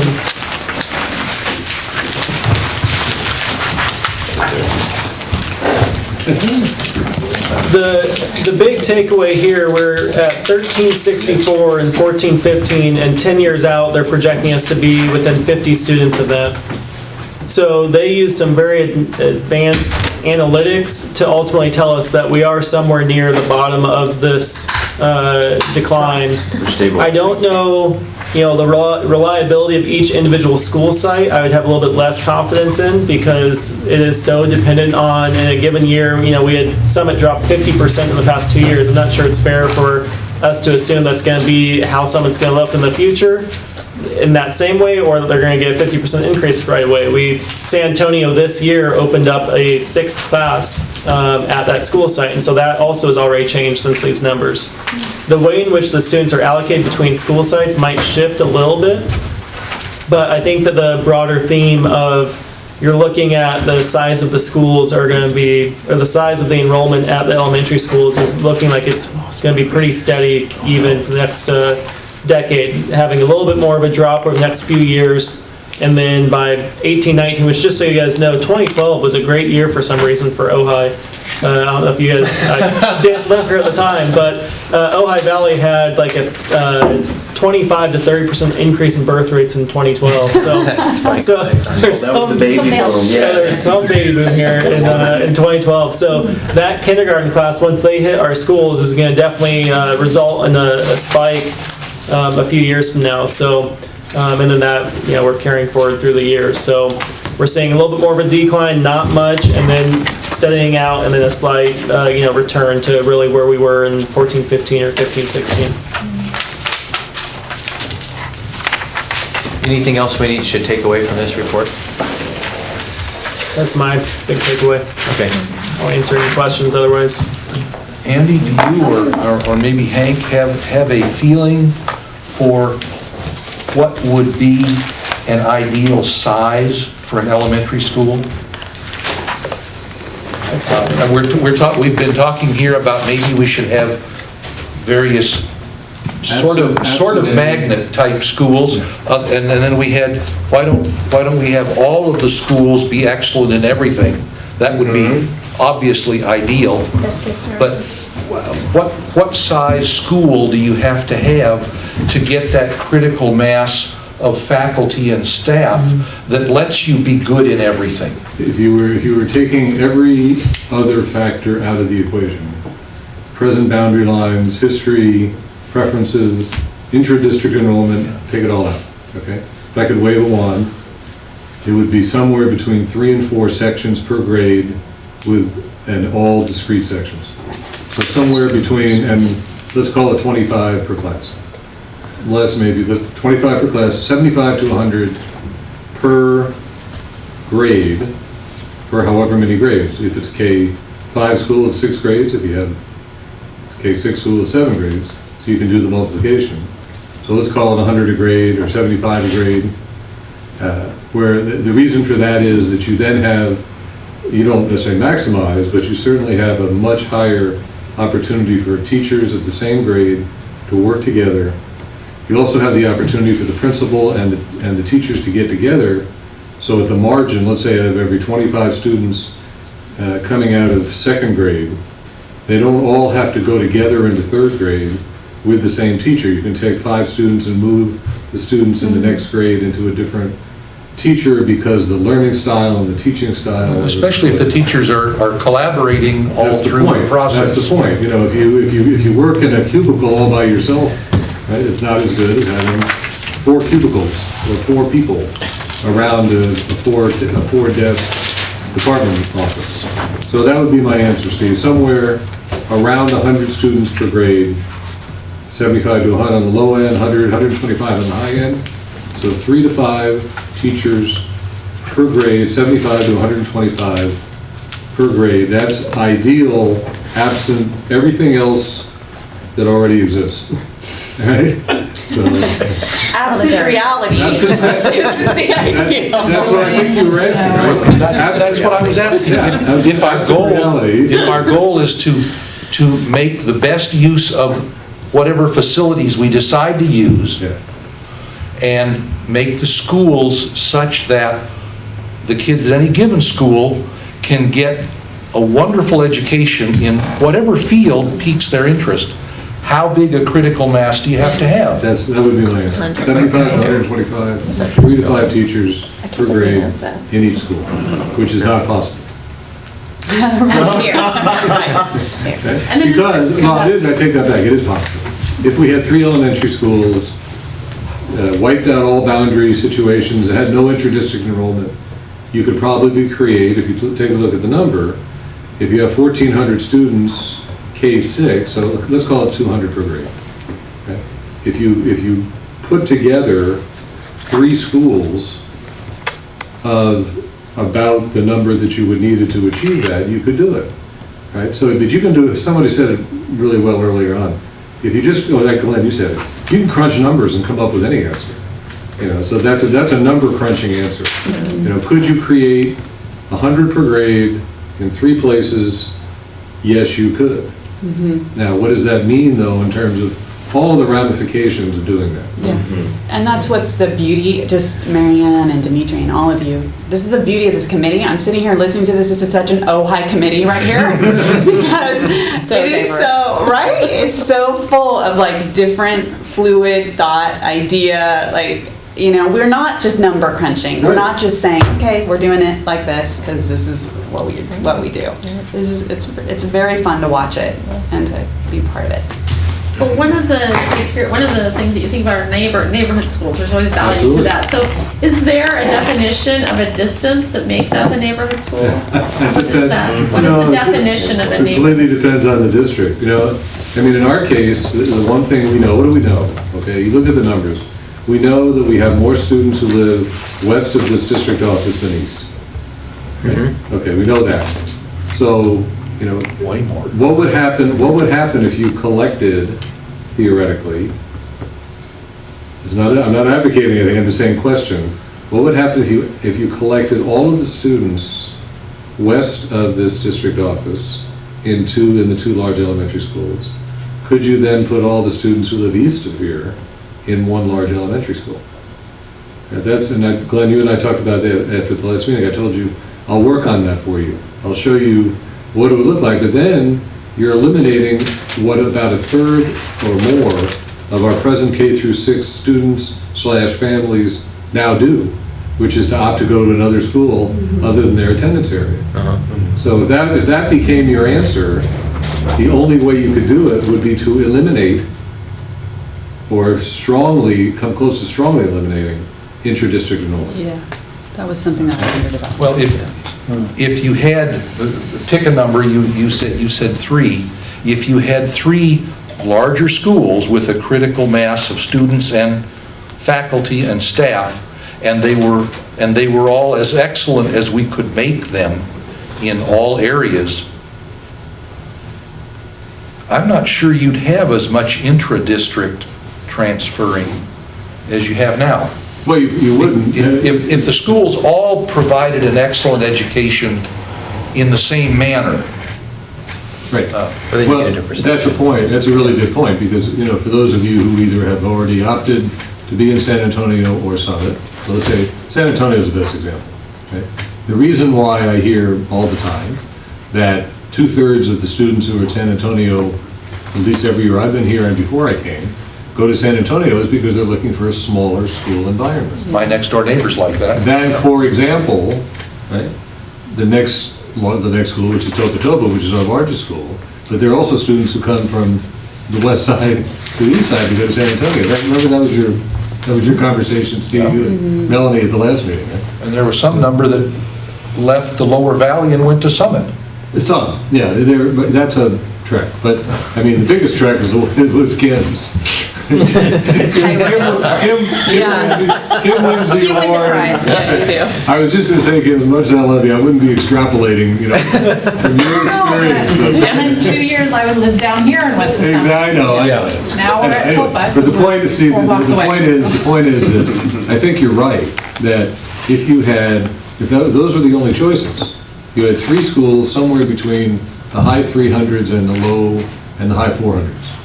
Let's just say, because that's what the number works out to be, right? You have 1,300 or so elementary students divided by 3, you got 430. Yeah. So somewhere, if you had 3 schools that encompassed all of the elementary students, and they were within a relatively narrow range of size, then I agree with you. I think there would be less, by a lot probably, than the 300 plus students who now make the choice. Because 100 of those 300 go to San Antonio. Okay. So there's a lot of Miramonte, Miners Oaks, there's some Topa, San Antonio, then there's others, but it's predominantly west and east side, predominantly, except for San Antonio. And even then. Yeah. And talking with my next door neighbor who sent her daughter, who's now at Cal Lutheran, to San Antonio, she did it just like you said, because it's a small school. Yeah. There will be that. I went to a small college for the same reason. Right. We will have to take, I think no matter what in this community, you'll have to take that idea into consideration that there is a need for a small school, probably.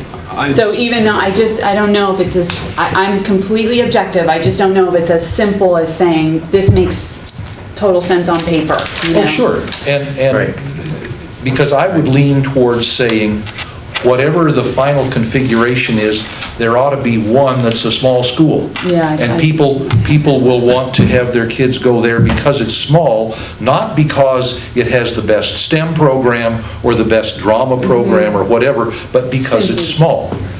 And even then, everything's relative, okay? Because a K-6 school, if you take the average of Miners Oaks and Miramonte, even throw Topa in there, okay?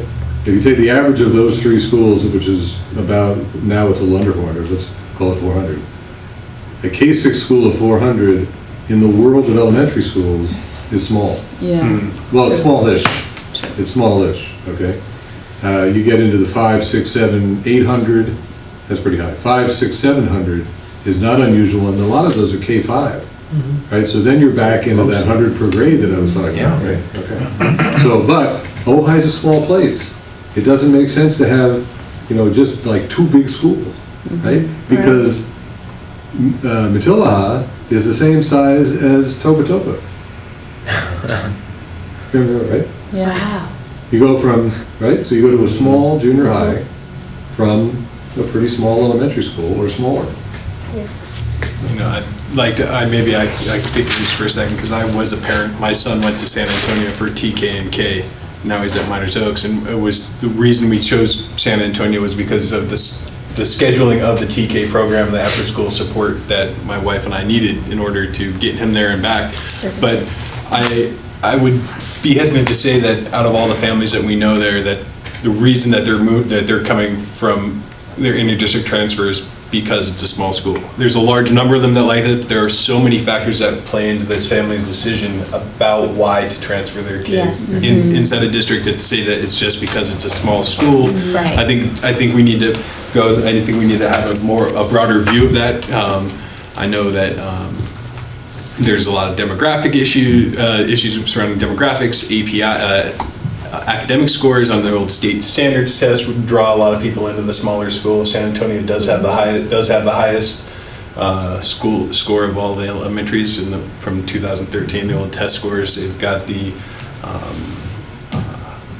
They've got a fantastic PTA that's able to generate a lot of money through there. So, and the family involvement in there. So there's a lot of things that lure families from one school, their district, their resident school, to a small school like San Antonio. I think what Murph is saying, and what you've already said, is that, this committee is a great representation of Ojai, and, we all bring our own skill sets and our own, I guess, leanings.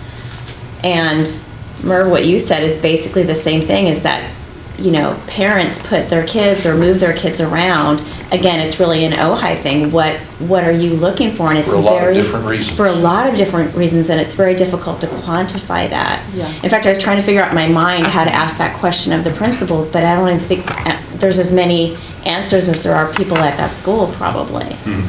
So that's a great point. They all have their own character. It's almost like the schools themselves all have their own character. And we're blessed in the Valley to have so many great schools to choose from, public and private. I wholeheartedly believe in our public school system, but we know that our school system is going to work for 100% of the students of the Valley. So it's great to have other private schools out there that can meet the needs of each individual family as they need better tailored education for each family. And we have a lot of options. So there's something I think has come up in conversations before as far as the recreation department, which is, is growing in size of the attendance of the activities. And we have less space because there's more kids to service, because we service the whole valley. And the idea of, we service all of the kids of the school district. So there's like all this space and not enough kids to fill them, and then there's all these kids and not enough space kind of a thing going on here. In these discussions, I definitely want to discuss how much more can the school district work with the recreation department as far as the activities, the repurposing, all of that. That's a great question. And then fortunately, Councilman Warwick is very interested in being a conduit. Yes. To explore that on the other end as well. So I think it's a great resource for us to utilize. Speaking of space. Are we going to? Yes. There you go. Nice segue. Wow. Nice segue, leader. We have a few minutes to go through the school facilities capacity study. I hope everyone has had a chance to read this.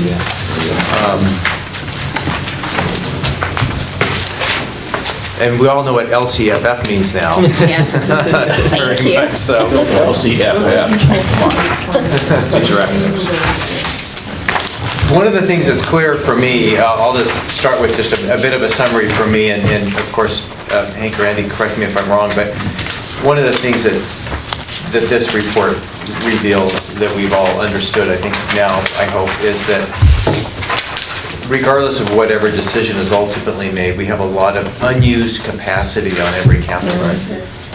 And we have capacity currently existing on every campus that gives us the flexibility to look at moving students around, or if we made a recommendation to close a campus, that there is room to do that. To me, that's the big takeaway from this report, is that we have that flexibility. And it also brings up the question of, can we as a school district afford to have that many facilities that we're not using? Because there are a certain amount of costs that go with having something on the ground. I remember asking at one of the previous meetings if in fact at, say, Miners Oaks, where we saw, here's a full class, here's an empty classroom, here's an empty classroom, 2 more full classrooms. Are we heating and cooling the empty classrooms? Well, we are. Yeah. We may not be lighting them all the time, but there's a certain amount of janitorial and maintenance effort that has to go into an empty classroom. And so I think it's a critical question of how much capacity for 1,300 students can we afford to have? What's the most efficient use of those resources? Yeah. Yeah. How can we provide the best use of the resources for our students? I think it's important also to take a look at the whole district. I know that we're looking at primarily elementary schools and repurposing elementary schools, but also that if we have a broader scope and see how we can, if we're talking about shifting students or a K-5, we have the recommendation or the support of the report that Hank provided us about going to 6, 7, 8 middle school. You know, the ranges of possibilities really just grow exponentially if you start thinking about, well, we've got 6 TK students at each site. Does it make sense to have one centrally located TK classroom instead of having combo TK-K classes? And then at that point, you know, if you have 6th grade at the middle school, all of a sudden you've got 200 extra students throughout the district housed in one school, and you could really, I mean, like I said, the possibilities, if you start thinking about the big picture, kind of skyrocket pretty quickly. I've just got a question. That's a new phrase for me, TK. Transitional kindergarten. What does that mean? That's because they're not quite old enough for kindergarten. Head Start. No, it's an actual phase of kindergarten that services the younger students who are not 5 by a certain date. Okay, and so it's... But would still benefit from school. Yes, yes, and it's considered a part of the kindergarten program. Yeah. Absolutely. It's because Right. of their birthday, like a cutoff day. Right. But it's like I was born October 3rd, so, and my mom just put me in school back then, 40 million years ago. Now they do TK, so they encompass those birthdays. Does that student does TK next year? Yes. For example, the state education Absolutely, I think there's board, I think the CDE I know would we're prefer focusing on TK how to best be in a utilize single, their facilities and all the TK be in one class as opposed to a combo. That's the preferred that the Department of Education has put out, saying that's what it ought to be. So those kinds of considerations have to be made too. Staff. Glenn, I can't, when we've got 2 conversations going on at once, it doesn't work for me. So Can you monitor that? Yeah, so make your point again, Chris. Well, in terms of thinking about what you're saying with the, you know, putting the transitional K as an example, I just happen to know that the California Department of Education prefers the idea that the TK students be in a separate room from the kindergarten students.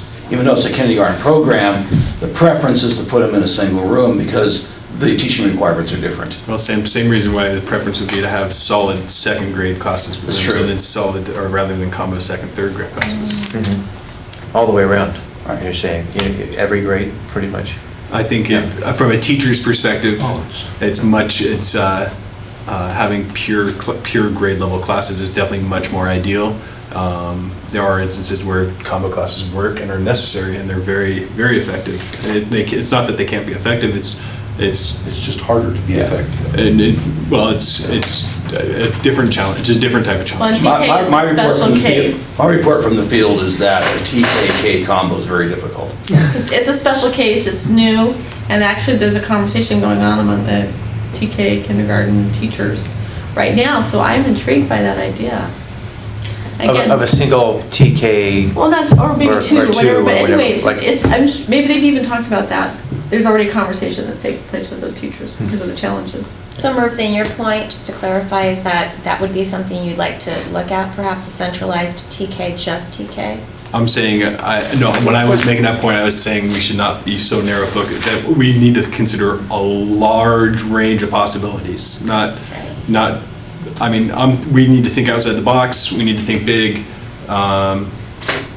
and I think we do that by having conversations and looking at the data and bringing what our observations of the data tell us, and then sharing that with among this group, because I think I was just asking your opinion as a teacher. I was only making an example of how if you were to do that, you open up, you expand Logistically. possibilities. Yeah. And also think long-term, when we do have the benefit, if if you want to call it a benefit, that it appears that at least the enrollment projections are stabilizing.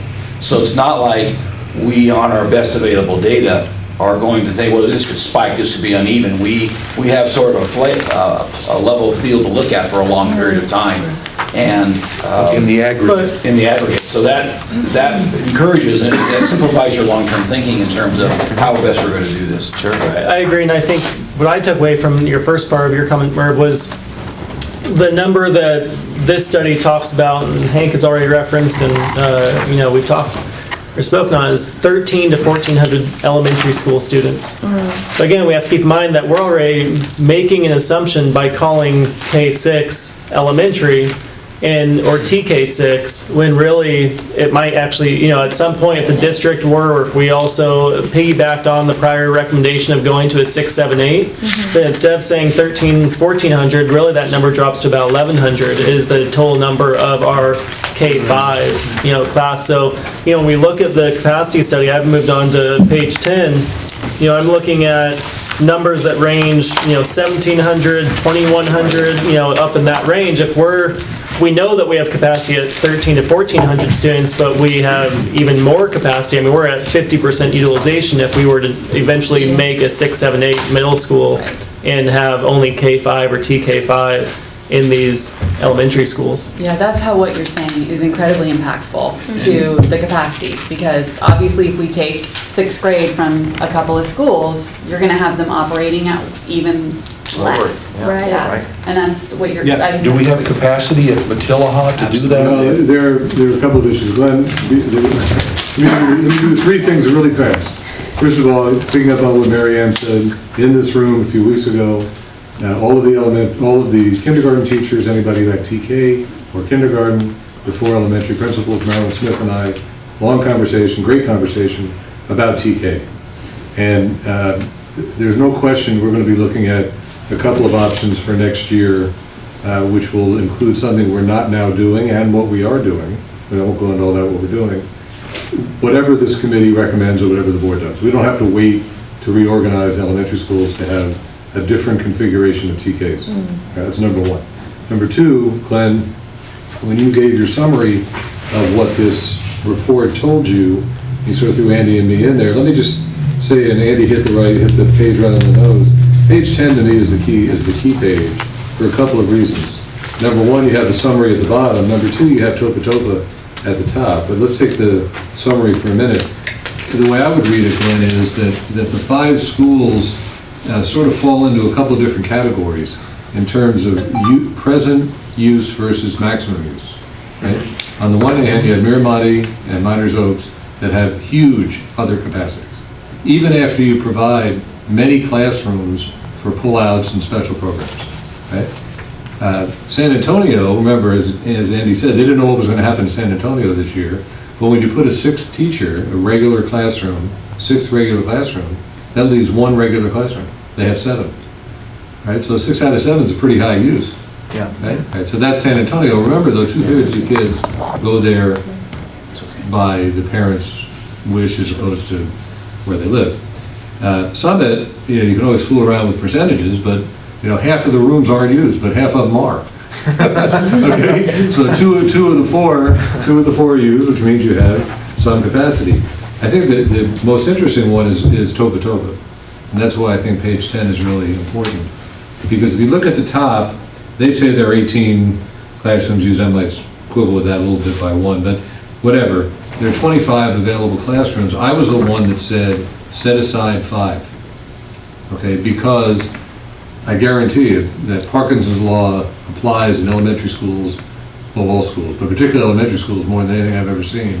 If there is space, it will be filled. Okay, and so in this case, you can see that if you had 2 or 3 instead of 5 open classrooms, then you're increasing the capacity significantly.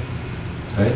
So there's a lot of flex room in here, but that page I think is the key, where you see a tremendous amount of available capacity on the west side of the school district, and less so, but still some, on the east side.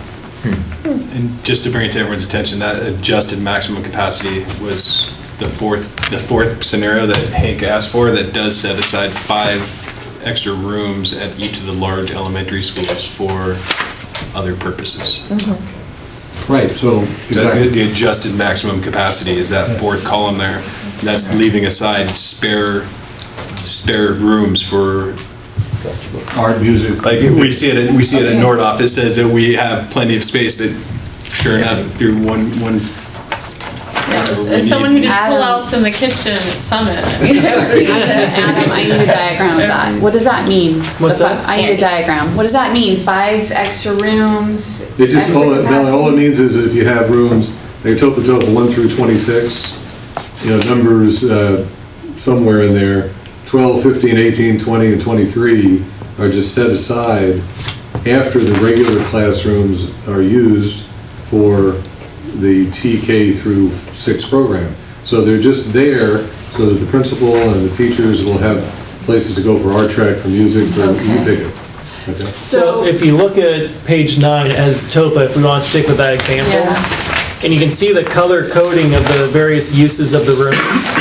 The, we'll call it navy blue, or the slightly darker blue, is currently what they're labeling as the pull-out after-school uses. So you can see that we have 5 rooms that, there are plenty of districts. When I talked to Larry with the Lincoln Group yesterday, there are plenty of growing districts that would have no choice but to have all 5 of those be used as classrooms. They are serviceable classrooms.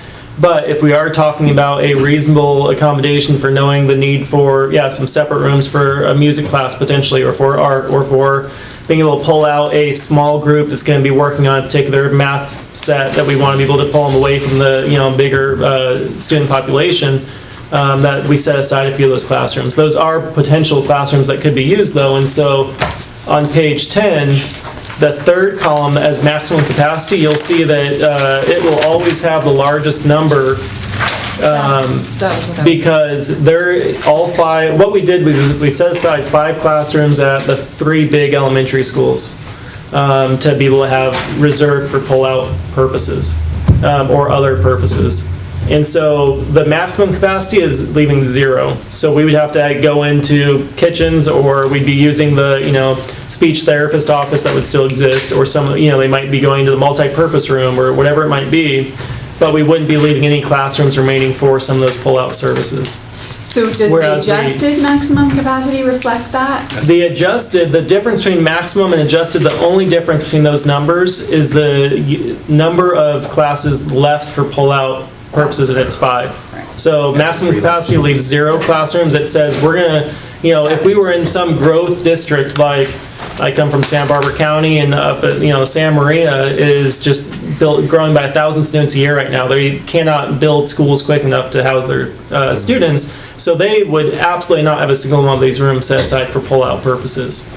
But that doesn't mean that's an ideal scenario. I mean, that's what you do when you need to find, when you need to find space to house kids. But really we felt that picking a number, that 5 classrooms was a reasonable number to maintain some, ability for those valuable other programs. Because and it also would provide flexibility if there ever was a surge in enrollment. When I was doing my mental comparison, I was comparing maximum capacity with program capacity. That's dramatic. That can be dramatically. That's a dramatic number sometimes. So it's good to know that. That was exactly why I said to do it. Yeah. Because I didn't want this committee to come together and say, well, if you keep the present class size, which last year was more 30 to 33, multiply that by every classroom we have. Yeah, that's important. You'd say we have space for 3,000 kids. Yeah. By the time you do all that multiplying, you're pretty close. Yeah. So, or mid twos at least. So I wanted some realism to give you some options to have you take a look at it. The fact is, right now, our elementary class size is 2 to 3 students less than it was last year. So we're making some progress. And when you read today's news from Sacramento, the economy is good. So maybe we'll get some more money next year. Hopefully.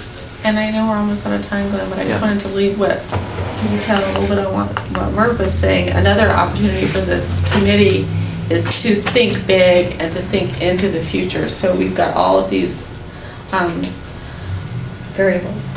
Well, we've got distance learning. We've got all of the technology in terms of bringing so many more resources. There are things that we need to think about. I don't know what they all are. But just to have some future looking into education. School Possibilities Committee. Well, that actually is being entertained, I believe, the board is talking about a committee to take a look at big ideas, not necessarily big ideas, but innovative ideas on what can happen. And so maybe that can be coordinated somehow. Sure, that's an early 2016 job. Right. What is that? It's just, it's amorphous now, but the idea is to bring together, I'll get people together and we'll see where we go, but bring together representation from all the constituencies, board, teachers, other staff members, parents, et cetera, and just talk about the way in which we think education might unfold here, not nationally or statewide, here. And, you know, I'm not going to try to have us at all get involved, honestly, with any of the very specific ways of having students be assigned. So in other words, if we start talking about K-8, we can talk about that for 2 meetings, right? Or magnet schools, or K-5 versus 6 and 6-8 versus. True. I just want to talk about education as we might be able to deliver in the next 10 plus years. Good. Very exciting. We're up against the deadline, 9 o'clock. Do we have other questions, or do we need any more information? Are you guys feeling like you've gotten the information tonight that you came to expect? I just want to get direction from the committee about a possible survey. I mean, do we need to vote on that? Are you feeling like that's the direction that you want to go? And if so, should I put it together and deliver it to Kathy for the committee to approve, or how do you want to take that step? I wonder if the two of you might get together as a subcommittee and see if you could hash something up to bring back to us at the next meeting? At the next meeting, okay. I certainly appreciated, Merce, the language that you used for that question. I loved it, I wrote it down. It's very good, you know. Yeah. I can't remember exactly what it said, but I thought it was very good. Whatever it was, it was great. Keep it up. Yeah, but I know that you noted it down, right? What do you think is the best use of the facility, right, the most efficient, I think you said. Which I think is Facility. exactly, that's. But it's a on good, point. great starting point, yeah. And then just let them go with that. What's on the tip of your tongue, Miles? I was going to wait for that conversation to come down, but just so we have a direction, so just to establish a direction for the next meeting so we can all do some homework and I think. The bond. So look at your Balfour Beatty. We'll go through that at the next meeting. Okay. Look at your Balfour Beatty paperwork. If you don't Okay, have great. that, Kathy has copies in the office. I was wondering if we were going to get into that. Yeah. And just something that Andy said when we met earlier about the Balfour Beatty construction was just to remember that was a needs assessment. That was what a proposal, not something that we have to stick to or, you know, look when we're considering how the sites are going to be used and the money that can be saved from if we choose not to use a facility or not. That's a good point. Well, and one of its major objectives was to fix an amount that might be reasonable for a bond issuance. Yeah. And what's the level we're going to look at that is going to make a difference? And so that's my understanding, was that it was, you give me scenarios of the best and to, you know, everything being considered and subsets of that and what was going to correlate with the creditworthiness of the district, It wasn't a et cetera. coincidence that needs C is the same number as the community voted upon. Well, so there's the gold, silver, and bronze versions, and then the way that, I mean, there's a citizen oversight committee that deals with that, but what our role would be in looking at that is if we saw another use for another campus, then somebody else might get the silver. Sorry, everybody. Right. Somebody else might get the gold. Or nothing would get the bronze if we're going to recommend that we are going to abandon or not abandon the facility, but you know what I mean. Stop using a facility, utilizing a facility. We wouldn't need to. But the specifics is not our role. That's another committee's role, but certainly the larger question that we're looking at. Sure, absolutely. And that's a good. And that's our homework. Good subject to end the meeting on tonight, and